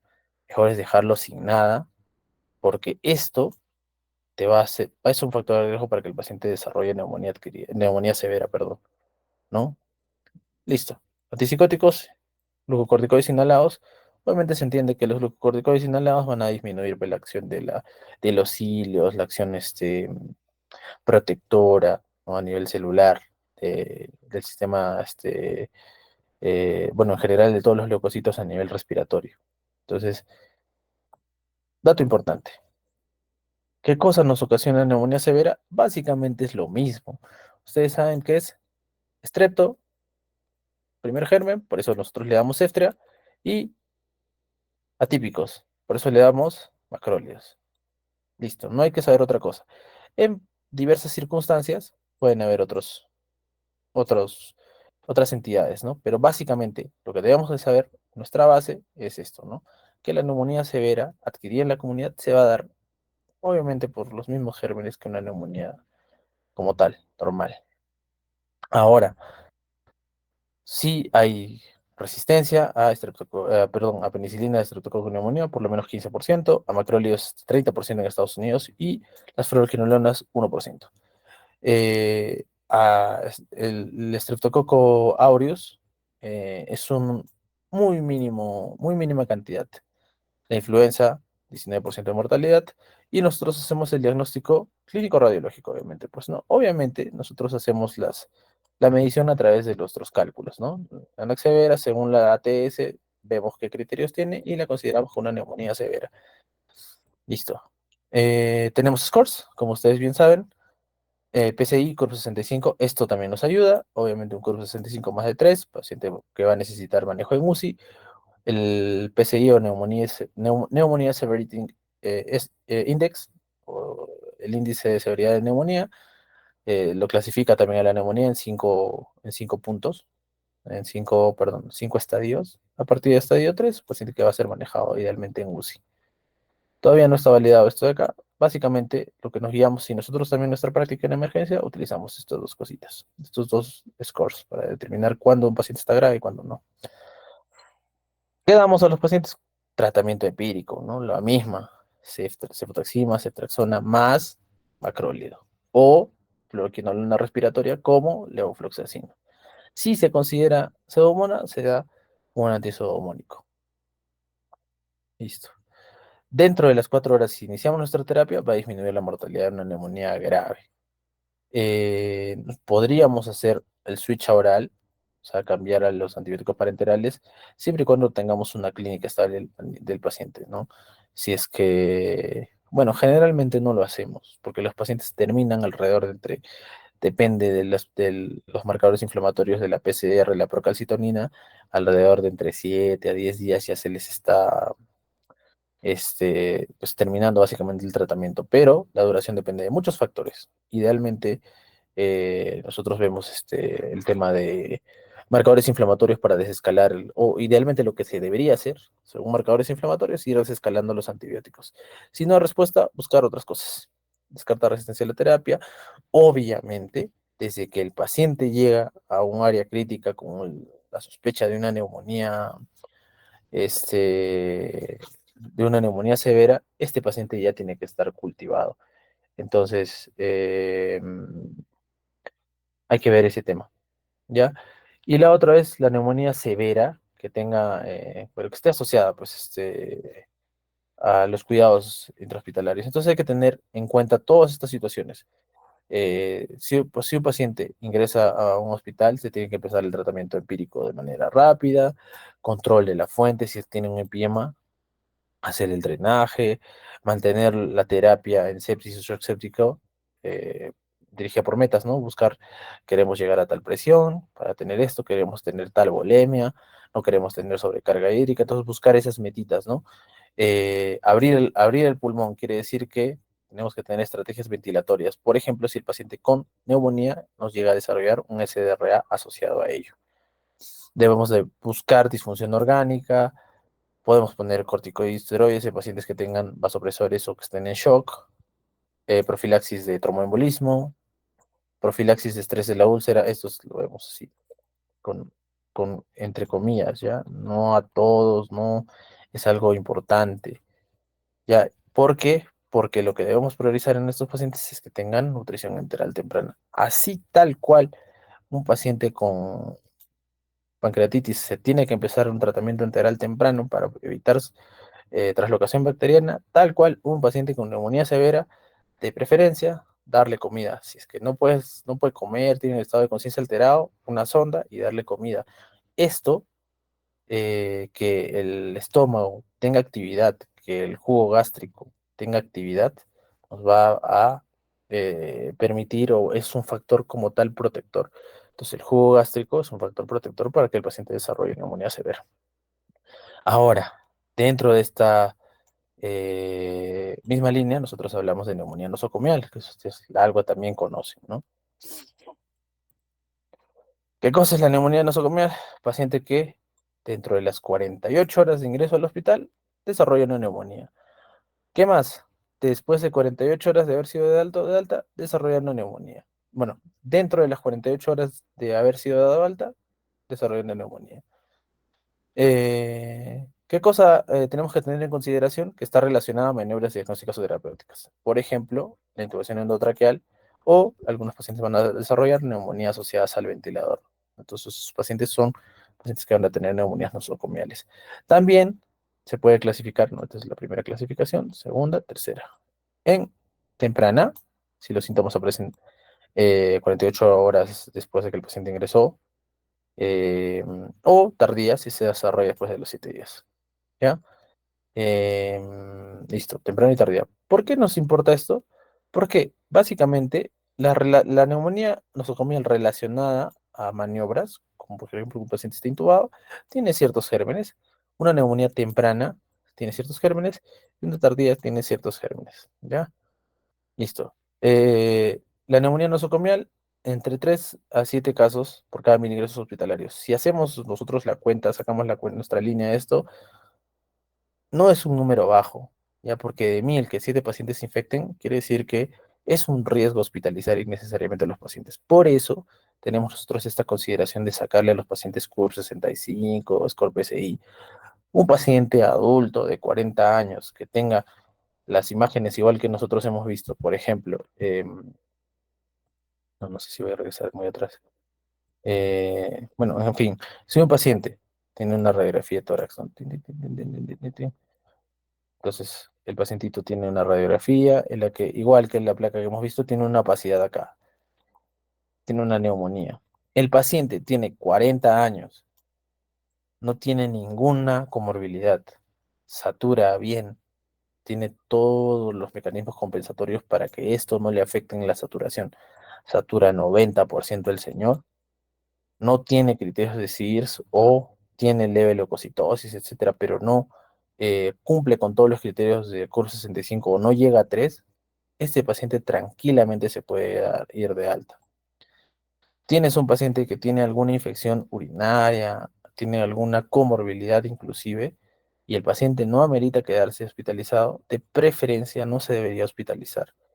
Y esto es debido a que esto no es poco, ya no es un número muy bajito, porque de 1000, si fueran 100.000, obviamente sería bajito, pero 7 pacientes de 1000 que ingresen hospitalizados es un número que no está por demás.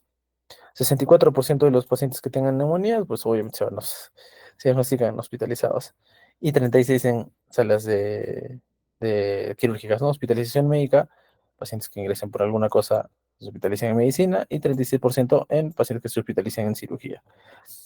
Un paciente con ventilación mecánica tiene el riesgo 20 veces mayor de hacer una neumonía intrahospitalaria o nosocomial. Y la mortalidad que se atribuye a una neumonía intrahospitalaria o asociada a ventilador varía tanto como el 33 hasta el 50% de los pacientes pueden fallecer después de adquirir una neumonía intrahospitalaria. ¿Por qué se produce? Inhalación a través de las vías respiratorias o el tubo endotraqueal. Entonces, una técnica mala de colocación del tubo endotraqueal o que durante la ventilación mecánica el paciente no tenga adecuados cuidados, por ejemplo, la aspiración de secreciones que estén en la orofaringe, esto va a condicionar que el paciente desarrolle una neumonía intrahospitalaria asociada a ventilador mecánico, por ejemplo. Hay una diseminación hematógena, perdón, por focos distantes al pulmón, por ejemplo, la traslocación bacteriana. Entonces, este es otro factor. Un paciente con traslocación bacteriana que no coma, si un paciente tienes un paciente que está intubado, que tenga alguna cosa que no le das de comer o no mueves los intestinos 7 días, 10 días, es un paciente que tiene todo el riesgo de desarrollar por vía hematógena una neumonía intrahospitalaria. Y obviamente cercanía de infecciones adyacentes al pulmón, ¿no? Entonces, ¿de qué depende todo esto? De que pues, tenga mucha virulencia las bacterias, el tamaño del inóculo, si es que hay demasiadas bacterias en la orofaringe, por ejemplo, y grado de alteración en las defensas del huésped, que gran parte de los pacientes críticos lo van a tener. Mire, las infecciones por micobacterias, hongos, legionela, neumófila, algunos virus, estos sí son a través de vía inhalatoria, pero no es lo más frecuente. Lo más frecuente es esto, inhalación de secreciones, aspiración de secreciones en la orofaringe y por vía hematógena. No, básicamente son estos 3 puntos. Y es súper importante darle de comer a un paciente crítico. Otra de estas circunstancias es esto. No solamente van a ser sepsis, bacteriemia por la translocación bacteriana, sino que pueden hacer neumonía también. Factores de riesgo, bueno, para una neumonía como tal, nosocomial, edad, EPOC, neoplasia, tiempo de hospitalización, gravedad, inmunosupresión, si el paciente usa o no usa sonda nasogástrica, si ha tenido una cirugía torácica, si ha tenido una cirugía abdominal, si ya recibió antibióticos previamente por alguna otra cosa y depresión del estado de conciencia. Y asociadas al ventilador, los pacientes que no tengan nutrición enteral, que estén muy sedados, los pacientes que estén muy sedados sin indicación de estar muy sedados, tienen el riesgo de desarrollar neumonía del ventilador. Pacientes que hagan paro, que paciente que se extube, se vuelve a intubar, alterado, depresión del estado de conciencia, antibiótico terapia previa también, pacientes que tengan sonda nasogástrica, inmunosupresión, tiempo de hospitalización y gravedad de la patología, y pacientes que tengan patologías pulmonares previas, por ejemplo, EPOC o asma. Entonces, no es homogénea y depende del hospital la etiología de cuáles bacterias van a agarrar estos pacientes. Sin embargo, dentro de los principales gérmenes que pueden afectar o que van a producir una neumonía intrahospitalaria, tenemos que clasificarlos según el tiempo, como habíamos visto al principio, ¿no? Básicamente, para hablar de neumonía asociada al ventilador, nosotros hablamos de precoz y tardía, ¿no? Precoz, entre los primeros días, y los gérmenes son estafilococo, que tú te lo traes de la calle, y Haemophilus influenza, que es lo que traes también de la calle, pues, ¿no? Estos gérmenes que son los que son más frecuentes. Sin embargo, ya empieza a haber otro tipo de germen. Por ejemplo, si nosotros hemos intubado a un paciente o el paciente tiene dispositivos médicos, Staphylococcus aureus es el primero que va a saltar. Entonces, por ejemplo, ¿no? En esta tablita, ¿qué te sale? Si tienes una neumonía asociada al ventilador precoz, el principal germen en la precoz es aureus, y en las tardías, que son más de 4 días, es pseudomonas, ¿no? Y así por orden de frecuencia, ¿no? Si ustedes se dan cuenta, la relación se invierte, ¿no? Estafilococcus aureus, Pseudomonas aeruginosa como segundo lugar y Estafilococcus aureus como segundo lugar. Y tardía, como ya les había mencionado, Pseudomonas aeruginosa es uno de los principales gérmenes que va a provocar una neumonía intrahospitalaria de, eh, tardía, ¿no? Junto con acineto, Staphylococcus aureus, ¿no? Ahora, importante, bacilos gram negativos. Entonces, acá en esta tablita no te sale como que tuvieran gran porcentaje, pero súper importante. ¿ya? Estos pacientes que están intubados, que no se les aspira bien, que tienen muchas secreciones en la boca, que al momento de la intubación no había adecuada aspiración, un paciente que, eh, qué sé yo, que su estado de conciencia haya estado muy deteriorado antes de ser intubado, que haya tenido riesgo de aspiración con secreciones de la boca, paciente con alto riesgo de afectación por Escherichia coli o en general por enterobacterias o y bacilos gram negativos. Eso es importante. Es una situación muy importante. El diagnóstico puede pasar desapercibido porque no tiene una clínica específica. Los pacientes generalmente pues, pueden presentar fiebre, ¿no? Estar presentando fiebre intrahospitalaria, ¿no? Se piensa que puede ser de origen extrarrespiratorio cuando le tomas una placa porque el paciente que tenga fiebre estando hospitalizado por alguna otra circunstancia tiene que estar desfocalizado, ¿no? Averiguar cuáles son los posibles focos infecciosos. No hay un gol estándar como tal, pero aquellos pacientes que tengan un infiltrado radiográfico nuevo por adición de infiltrados previos, más fiebre, leucocitosis, incremento de la cantidad o secreciones purulentas a través del tubo o expectoración purulenta, que el paciente te empieza a toser más, tiene todo el derecho de una infección respiratoria. Listo.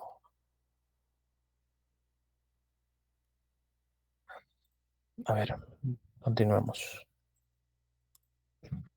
Intrahospitalaria. ¿Ya? Ahora, hay un score, el índice de CPIS, Clinical Pulmonary Infection Score. Este nos va a predecir la probabilidad que el paciente presente neumonía asociada a ventilador, por ejemplo.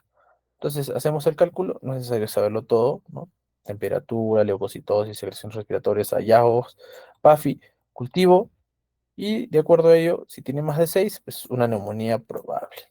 Menos de 6, poco probable, ¿no? Ahora, no lo hacemos frecuentemente, no lo hacemos rutinariamente esto porque necesitamos necesariamente el cultivo, pues y el cultivo en nuestro medio por lo menos no sale muy rápido, ¿no?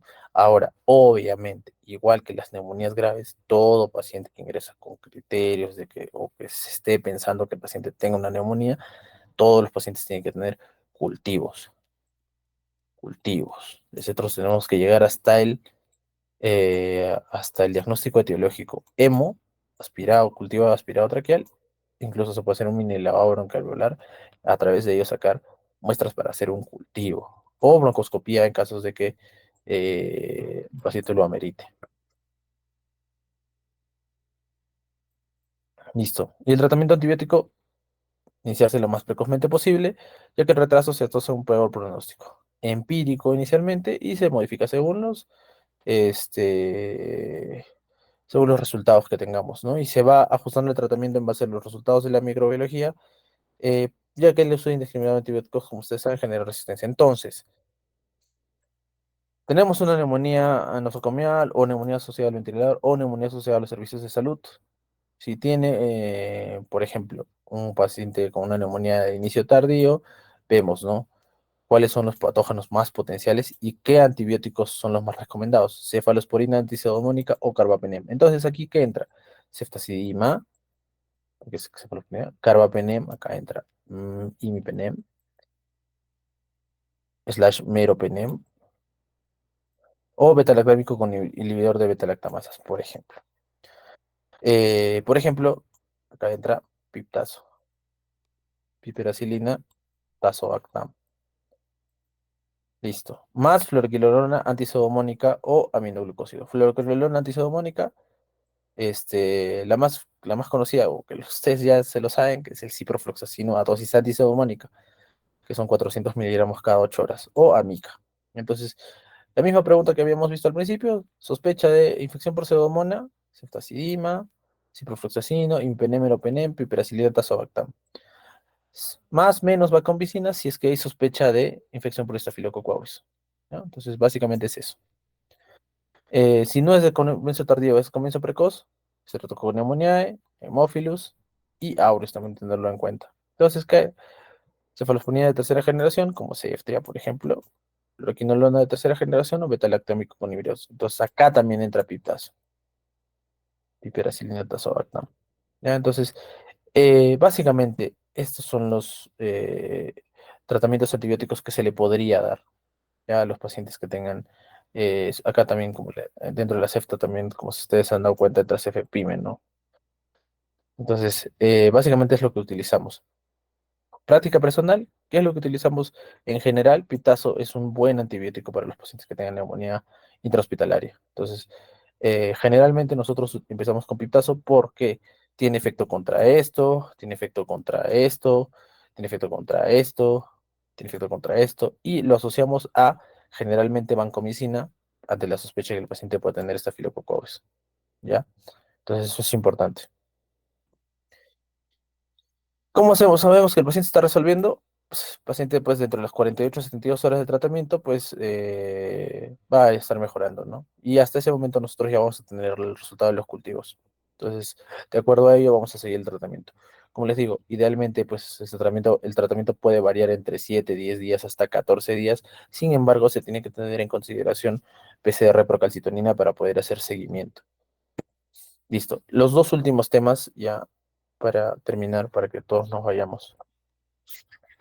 Exacerbación asmática y EPOC son dos temas muy similares. La fisiopatología de ambas es distinta, ¿no? Básicamente, las manifestaciones clínicas son las mismas, pero la etiopatogenia o cómo se desarrollan son cosas diferentes, ¿no? Básicamente hay mayor inflamación. El paciente que tiene un asma, paciente que tiene hiperreactividad bronquial, hay mayor inflamación a nivel bronquial, ¿no? Los bronquios se inflaman, se cierran, pero son sibilantes. Un paciente con EPOC tiene perdida básicamente esta respuesta de a nivel bronquial, entonces, según las características, o según el daño que se haya provocado al paciente, porque habitualmente los pacientes van a ser pacientes que son fumadores, pacientes que son expuestos a biomasas, son los que van a desarrollar EPOC. Entonces, eso es importante. ¿Y qué condiciona el daño a nivel a nivel bronquial, a nivel de la pared bronquial? Pues el paciente, aparte de desarrollar inflamación, lamentablemente va a llenarse de secreciones, ¿no? Entonces, básicamente son las diferencias.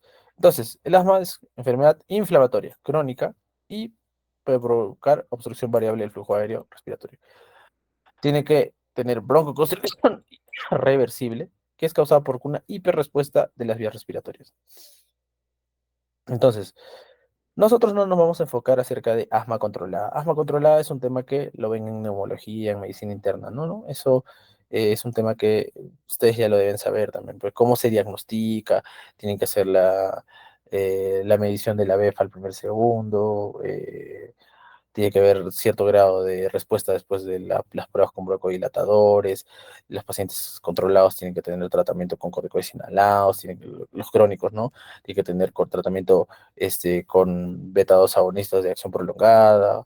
eh, y tienen que tener control de sus exacerbaciones. Las exacerbaciones tienen que ser con beta-2 agonistas de acción corta, ¿no? Entonces, básicamente eso todos ustedes saben eso, ¿no? Fenotipos del asma, pues son muchos: alérgica, no alérgica, eosinofilia, asma asociado a la obesidad, neutrofílica, etcétera. Como les digo, eso ustedes ya lo saben, ¿no? A lo que nosotros también se saben cómo es la fisiopatología, ¿no? A lo que nosotros nos vamos a ir básicamente es a lo que nos dice la guía esa es la guía del GINA, ¿ya? Saben ustedes cómo se hace el diagnóstico de asma, como les digo, ese es de neumología. Saben qué prueba se hace: espirometría, flujo expiratorio máximo al primer segundo. Eh, lo que a nosotros nos atañe, como les digo, es el tratamiento de las exacerbaciones asmáticas. Entonces, exacerbaciones asmáticas, ¿ya? La guía del GINA es muy cortita. Lo único que te dice es exacerbación hasta atención primaria, ¿ya? Si tú estás en tus ERUPS, estás en un puesto de salud, ¿cómo abordas una exacerbación asmática? Primero, las exacerbaciones asmáticas, clásicamente las guías de GINA antiguas, dicen que se dividían en leve, moderada, severa, potencialmente fatal. Ahora, las últimas guías, esta es la guía del 2000, si no estoy equivocado, del 2023, nos dice que se clasifican en leve, moderada las exacerbaciones, severas o potencialmente fatal, o lo que se conoce como asma casi fatal, crisis asmática casi fatal, casi fatal. Ya, listo. Entonces, ¿cuál es el manejo? Básicamente es el siguiente. Una exacerbación leve o moderada, el paciente habla en frases, prefiere estar sentado, no está agitado, frecuencia respiratoria aumentada, pero no tiene utilización de músculos accesorios. La frecuencia de pulso puede estar entre 100 y 120, no está tan, está taquicárdico, pero no tanto. La saturación de oxígeno varía, pero el paciente no hiposatura tanto, ¿no? A nivel del mar, obviamente 90 es bajo, pero no tiene una hipoxia como tal muy severa. Bueno, ustedes saben mejor que yo el tema los volúmenes expiratorios, ¿no? Pero está más del 50% del valor teórico, ¿no? Esto es algo que se hace pues netamente con espirometría. En emergencia no es que habitualmente lo usemos. Entonces, ¿qué hacemos con esta exacerbación? El paciente está descompensado, pero no está tan descompensado. Lo que nos dice la guía es que debemos utilizar un beta-2 agonista de acción corta. ¿Con qué? Con em, aerocámara, mediante aerocámara y espaciador. ¿Cómo hacemos las inhalaciones? Ustedes saben que que el inhalador de salbutamol tiene alrededor de, según la marca, 100 entre 200 microgramos cada inhalación. Ahora, revisando bien, los últimos inhaladores que tienen el seguro, por ejemplo, tienen 100 microgramos cada puff. Entonces, entre 4 a 100 inhalaciones cada 20 minutos durante una hora. Hasta 10 inhalaciones. ¿Qué más? Esto es por una exacerbación moderada, prednisona, corticoide. Lo que dice la guía es que debería recibir el paciente un corticoide vía oral. Vía oral. ¿Como cuál? Acá te dice prednisolona. Sin embargo, al hacer la conversión, puedes darle prednisona tranquilamente. 50 miligramos de prednisona vía oral. Ahora, no es lo que utilizamos nosotros habitualmente en emergencia, ¿no? Nosotros a los pacientes generalmente les ponemos una vía y les ponemos hidrocortisona. No está mal, pero no es lo más recomendado. Básicamente, la respuesta que tenga el corticoide oral o el corticoide endovenoso, porque hasta que canalicen la vía, va a ser bien parecida. Entonces, si tenemos a disposición la vía oral y el paciente puede pasar, sería bien sería adecuado darle de frente la prednisona vía oral junto con sus inhaladores. Oxígeno, si el paciente está pues, con requerimiento de ello para mantener entre 93 a 95, aunque recuerden que estos pacientes saturan bien, o las exacerbaciones leves a moderadas. Y continuamos el tratamiento. Después de una hora, reevaluamos. Si los síntomas persisten, bueno, vemos cómo va el paciente. Si no, podemos hacer una nueva evaluación y un nuevo ciclo de esto, ¿no? Para ver cómo va, o el paciente ya de plano se queda hospitalizado. Ahora, las exacerbaciones severas, ¿qué hay? El paciente habla con palabras cortadas, se siente encorvado, agitado, la frecuencia respiratoria más de 30, usa músculos accesorios, frecuencia de pulso más de 120, satura menos de 90, paciente ya desatura, y bueno, obviamente va a estar en menos de 50 los volúmenes, ¿no? Tras la espirometría. Entonces, ¿qué hacemos? Este pacientito, si tú estuvieras en atención primaria, lo trasladas, dices, a un centro de agudos. Mientras tanto, SABA, bromuro y protropio inhalados o dos corticoides sistémicos. Más o menos es el mismo manejo que un asma potencialmente. Entonces, la guía te dice que estos pacientes, solamente te habla hasta acá, ¿no? De las exacerbaciones agudas, ¿no? Básicamente no te habla mucho de ello. Sin embargo, tenemos un cuadrito de cómo debería hacerse, más o menos. Acá ya es un cuadrito antiguo porque esta clasificación es básicamente la misma, ¿no? Esto entra dentro de un solo grupo. Acá te habla de meprednisona, pero tranquilamente, como les digo, puede ser prednisona, 50 miligramos vía oral. Entonces, exacerbaciones leves, tranquilamente le puedes dar vía oral, junto, obviamente, con salbutamol, ¿no? Exacerbaciones ya a partir de moderadas o severas, según este cuadrito que te dice, los pacientes tienen que tener oxígeno, si es que saturan, obviamente, broncodilatadores. Acá, idealmente, salbutamol nebulizado, 5 miligramos, que son 20 gotas. Idealmente, se tiene que acompañar de un anticolinérgico como bromuro y ibratropio, nebulizado en la medida de lo posible, pero si no hay nebulizado, se le puede poner a través de una aerocámara y corticoides como cuál, hidrocortisona. 200 miligramos endovenoso, ¿ya? Si el paciente tiene una exacerbación mucho más severa, se podría considerar el uso de sulfato de magnesio. 2 gramos en infusión endovenosa, la ampolla viene justo de 2 gramos, como ustedes bien saben, y se pone en 20 minutos. podríamos nosotros utilizar corticosteroides inhalados, ¿ya? Pero acá se utiliza ya corticoides sistémicos. Como les digo, esta clasificación de leve moderada es una sola. Entonces, en cualquiera de los dos casos, según esta guía, podríamos utilizar todo ello. Si el paciente tiene un inminente paro respiratorio, ¿qué es lo que tenemos que hacer? Oxígeno, broncodilatadores, corticoides, sulfato de magnesio, y este paciente con paro respiratorio inminente tiene que estar hasta, si no hay una respuesta después del primer ciclo de nebulizaciones, tiene que estar intubado y manejado de UCI. Vemos si es que hay buena respuesta, ¿no? En el caso de leve moderada, vamos con salbutamol, el paciente se va a ir con salbutamol cada 4 horas, a cada 6 horas después en el alta, va a irse con corticoides de 7 a 10 días, va a irse con corticoides inhalados, y obviamente se le dice el paciente tiene que ir a consultorio, por consultorio de neumología para continuar su manejo, ¿no? Si el paciente es una crisis severa que ya responde adecuadamente, que evoluciona bien, pues el paciente va a quedar con inhaladores cada 4 o 6 horas, bromuro y protropio cada 4 o 6 horas, hidrocortisona hasta 400 miligramos en 24 horas, y se podría considerar corticoide inhalado dentro de su hospitalización.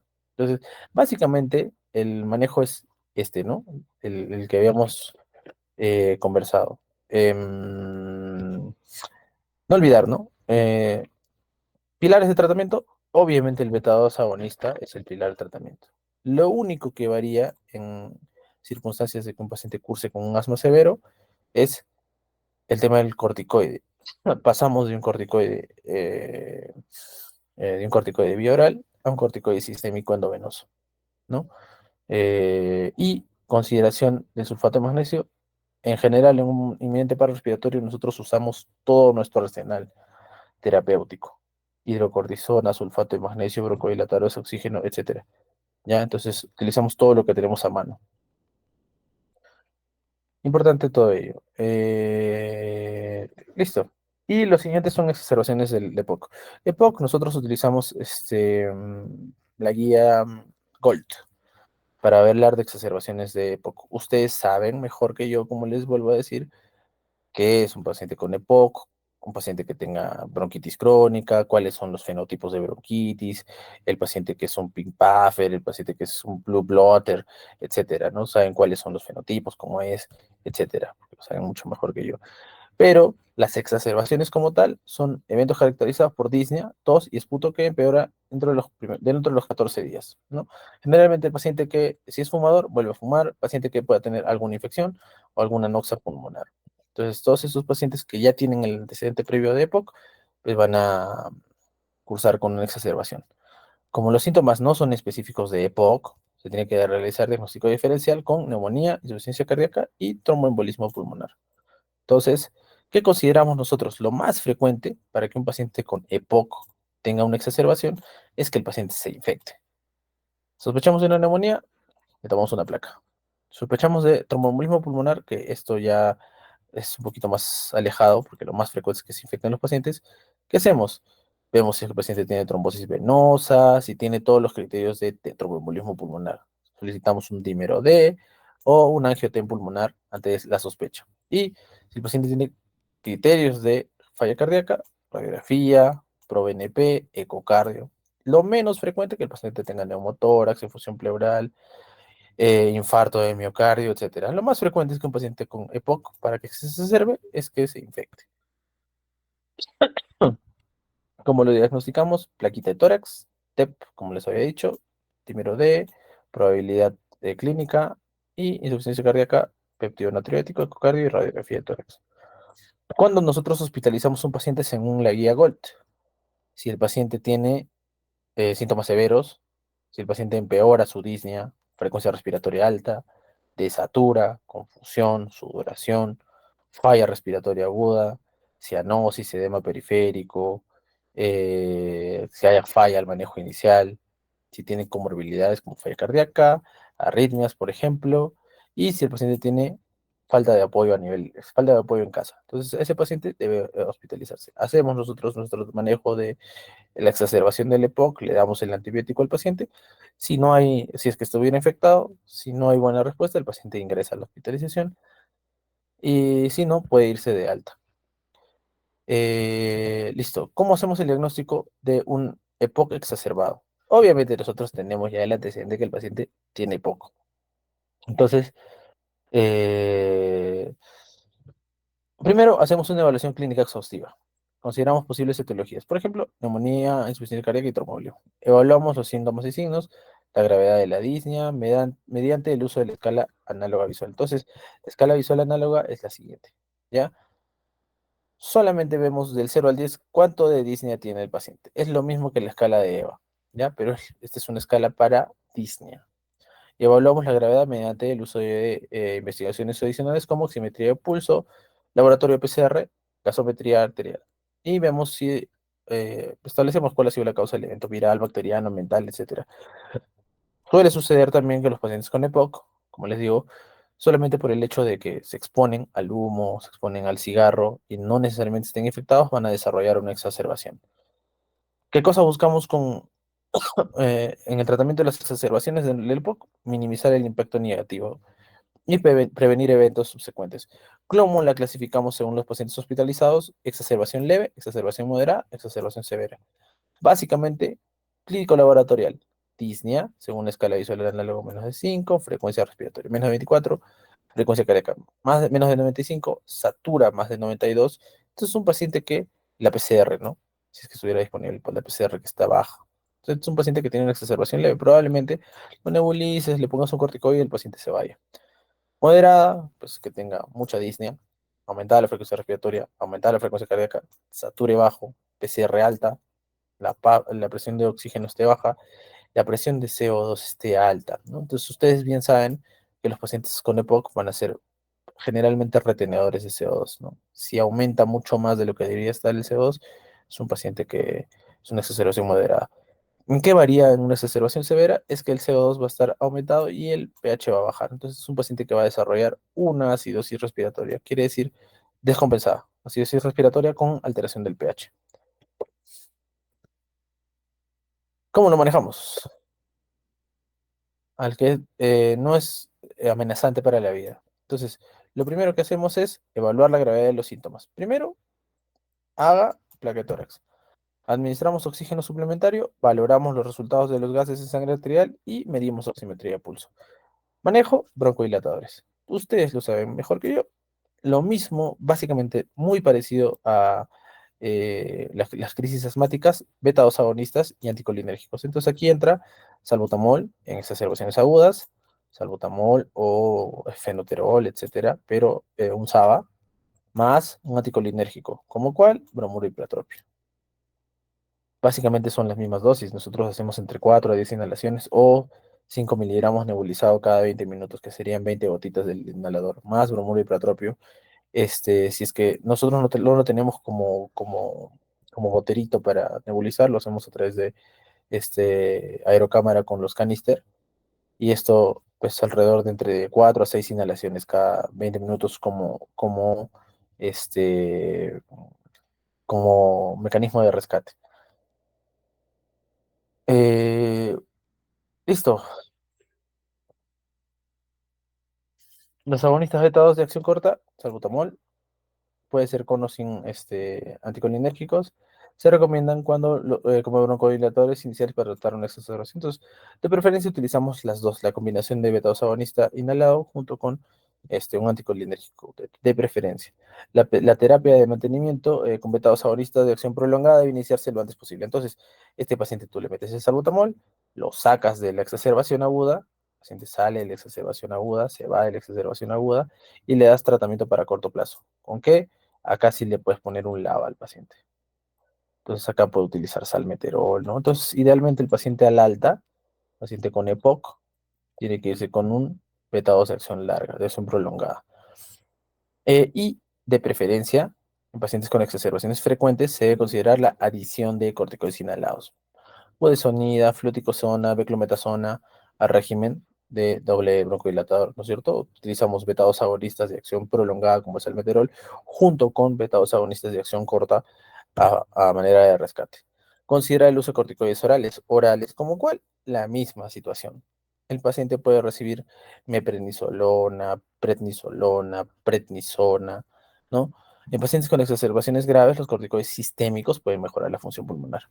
Entonces, Idealmente los pacientes se van de alta con corticoide oral. En este caso, en nuestro medio tenemos prednisona. Y si el paciente se hospitaliza, puede utilizar corticoide sistémico parenteral como hidrocortisona, pero no debe ser superior a 5 días. Recuerden que en asma sí, ¿no? Te dicen las guías que los pacientes deben tener entre 7 a 10 días de tratamiento con corticoides sistémicos. Y considera el uso de antibióticos cuando hay signos de infección bacteriana.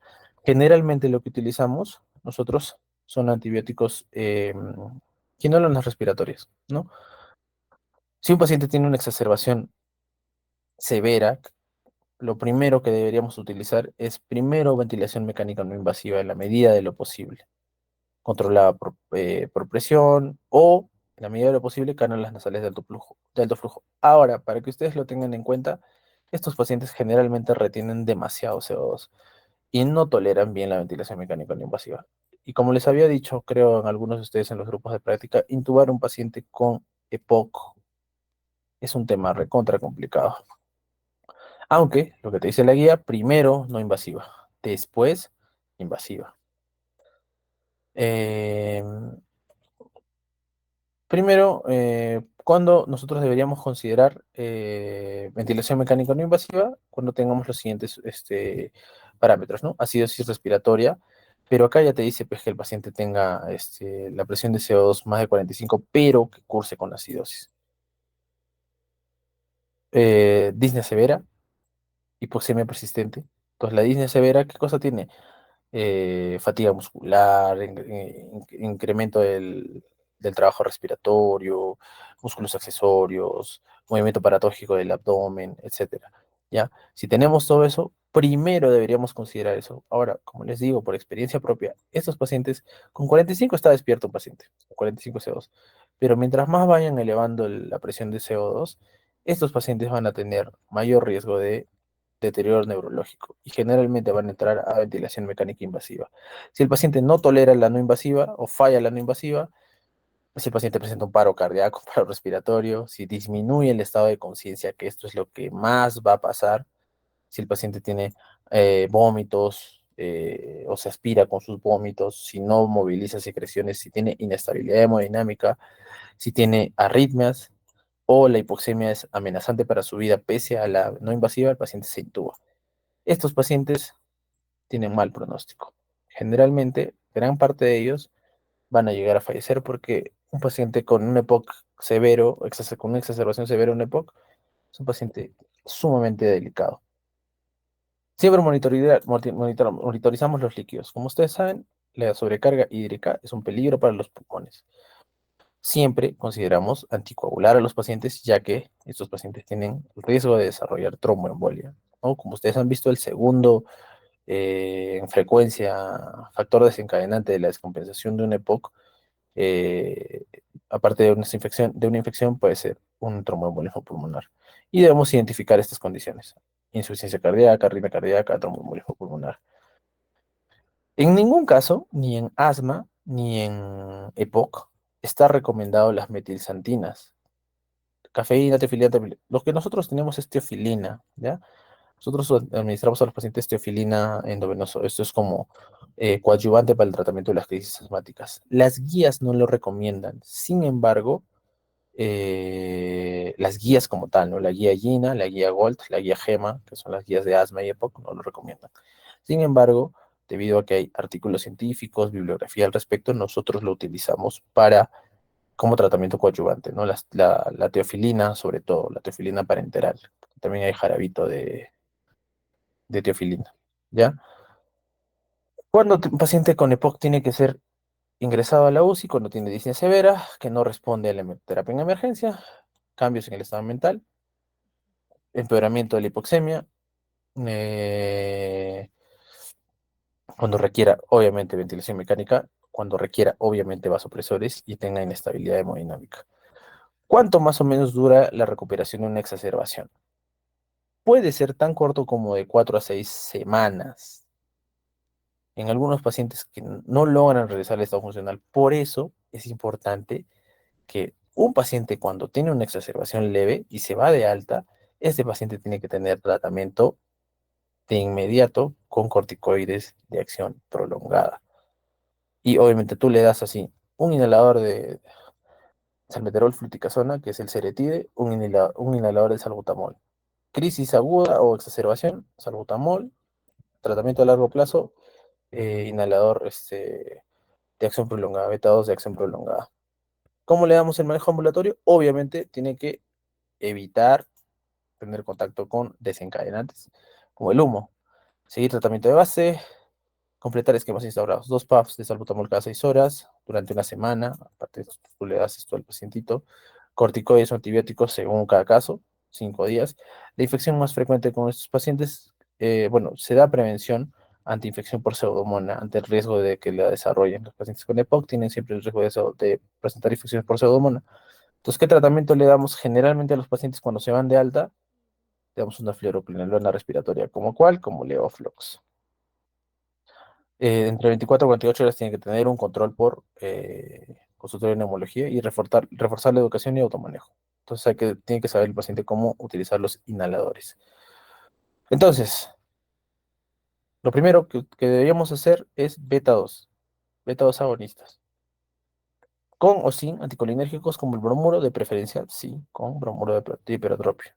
Corticosteroides, en primera instancia, si es una exacerbación leve, puede ser oral, si no, puede ser parenteral tranquilamente sistémico. Antibióticos, cuando esté indicado, de preferencia, como les digo, nosotros utilizamos antibióticos respiratorios como quinolonas respiratorias. Las metilcetinas como la aminofilina no está recomendada. Primero, ventilación no invasiva, en la medida de lo posible, hasta que el paciente te aguante, si te tolera todo lo que te tolera, y después recién pensar en intubarlo. Listo. Creo que esto es todo. Bueno, chicos, es una clase sumamente larga, pero me parece que básicamente saben todo el tema de la parte crónica, ¿no? Todos los pacientes crónicos, los pacientes con asma crónico, saben el diagnóstico, saben la fisiopatología, que eso no es un tema que netamente nos toque a nosotros en emergencia, ¿no? En emergencia vemos exacerbaciones agudas y como se han dado cuenta, básicamente el manejo de ambas circunstancias es sumamente parecido, ¿no? Necesita al paciente un beta-2 agonista, un corticoide sistémico, de preferencia como sugerencia, este, un anticolinérgico como el bromuro. No te habla la guía de Gold, por si acaso, en exacerbaciones eh, por exacerbaciones del EPOC, del uso de sulfato de magnesio. Sin embargo, de manera rutinaria, cuando hemos tenido pacientes graves con EPOC, con exacerbación severa, durante la intubación, pues nosotros hemos tenido que utilizar de todas maneras sulfato de magnesio. Listo. Hacemos un pase de lista rápido para ya irnos todos.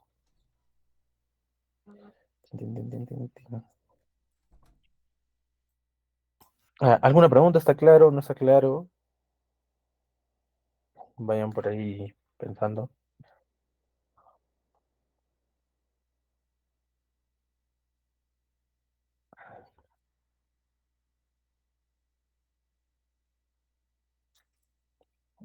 A ver, con los que estemos.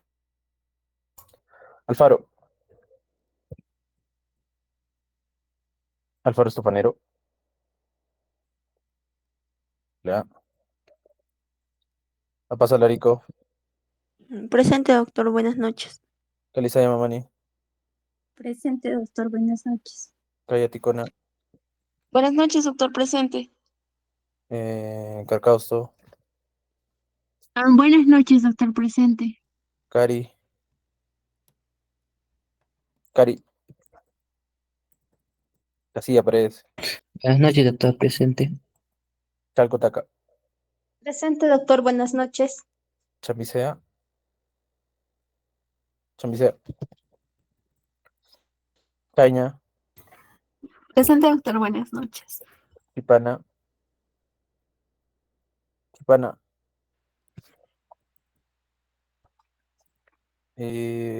Choquecota. Presente, doctor, buenas noches. Cuevas. Cutipachana. Presente, doctor. Buenas noches. Cutipacela. Cutipacela.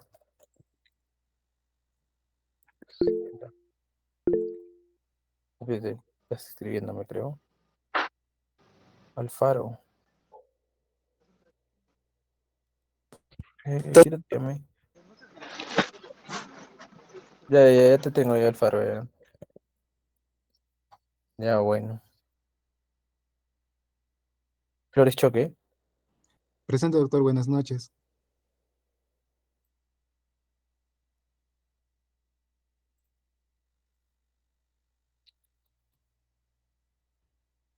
Flores Gómez. Presente, doctor. Flores Mamani. Buenas noches, doctor presente. Flores Condori. Presente, doctor. Guarachi Laurente. Guarachi. Ito. Presente, doctor. Buenas noches. Llanos. Presente, doctor. Buenas noches. Lucho. Presente, doctor. Buenas noches. Luque.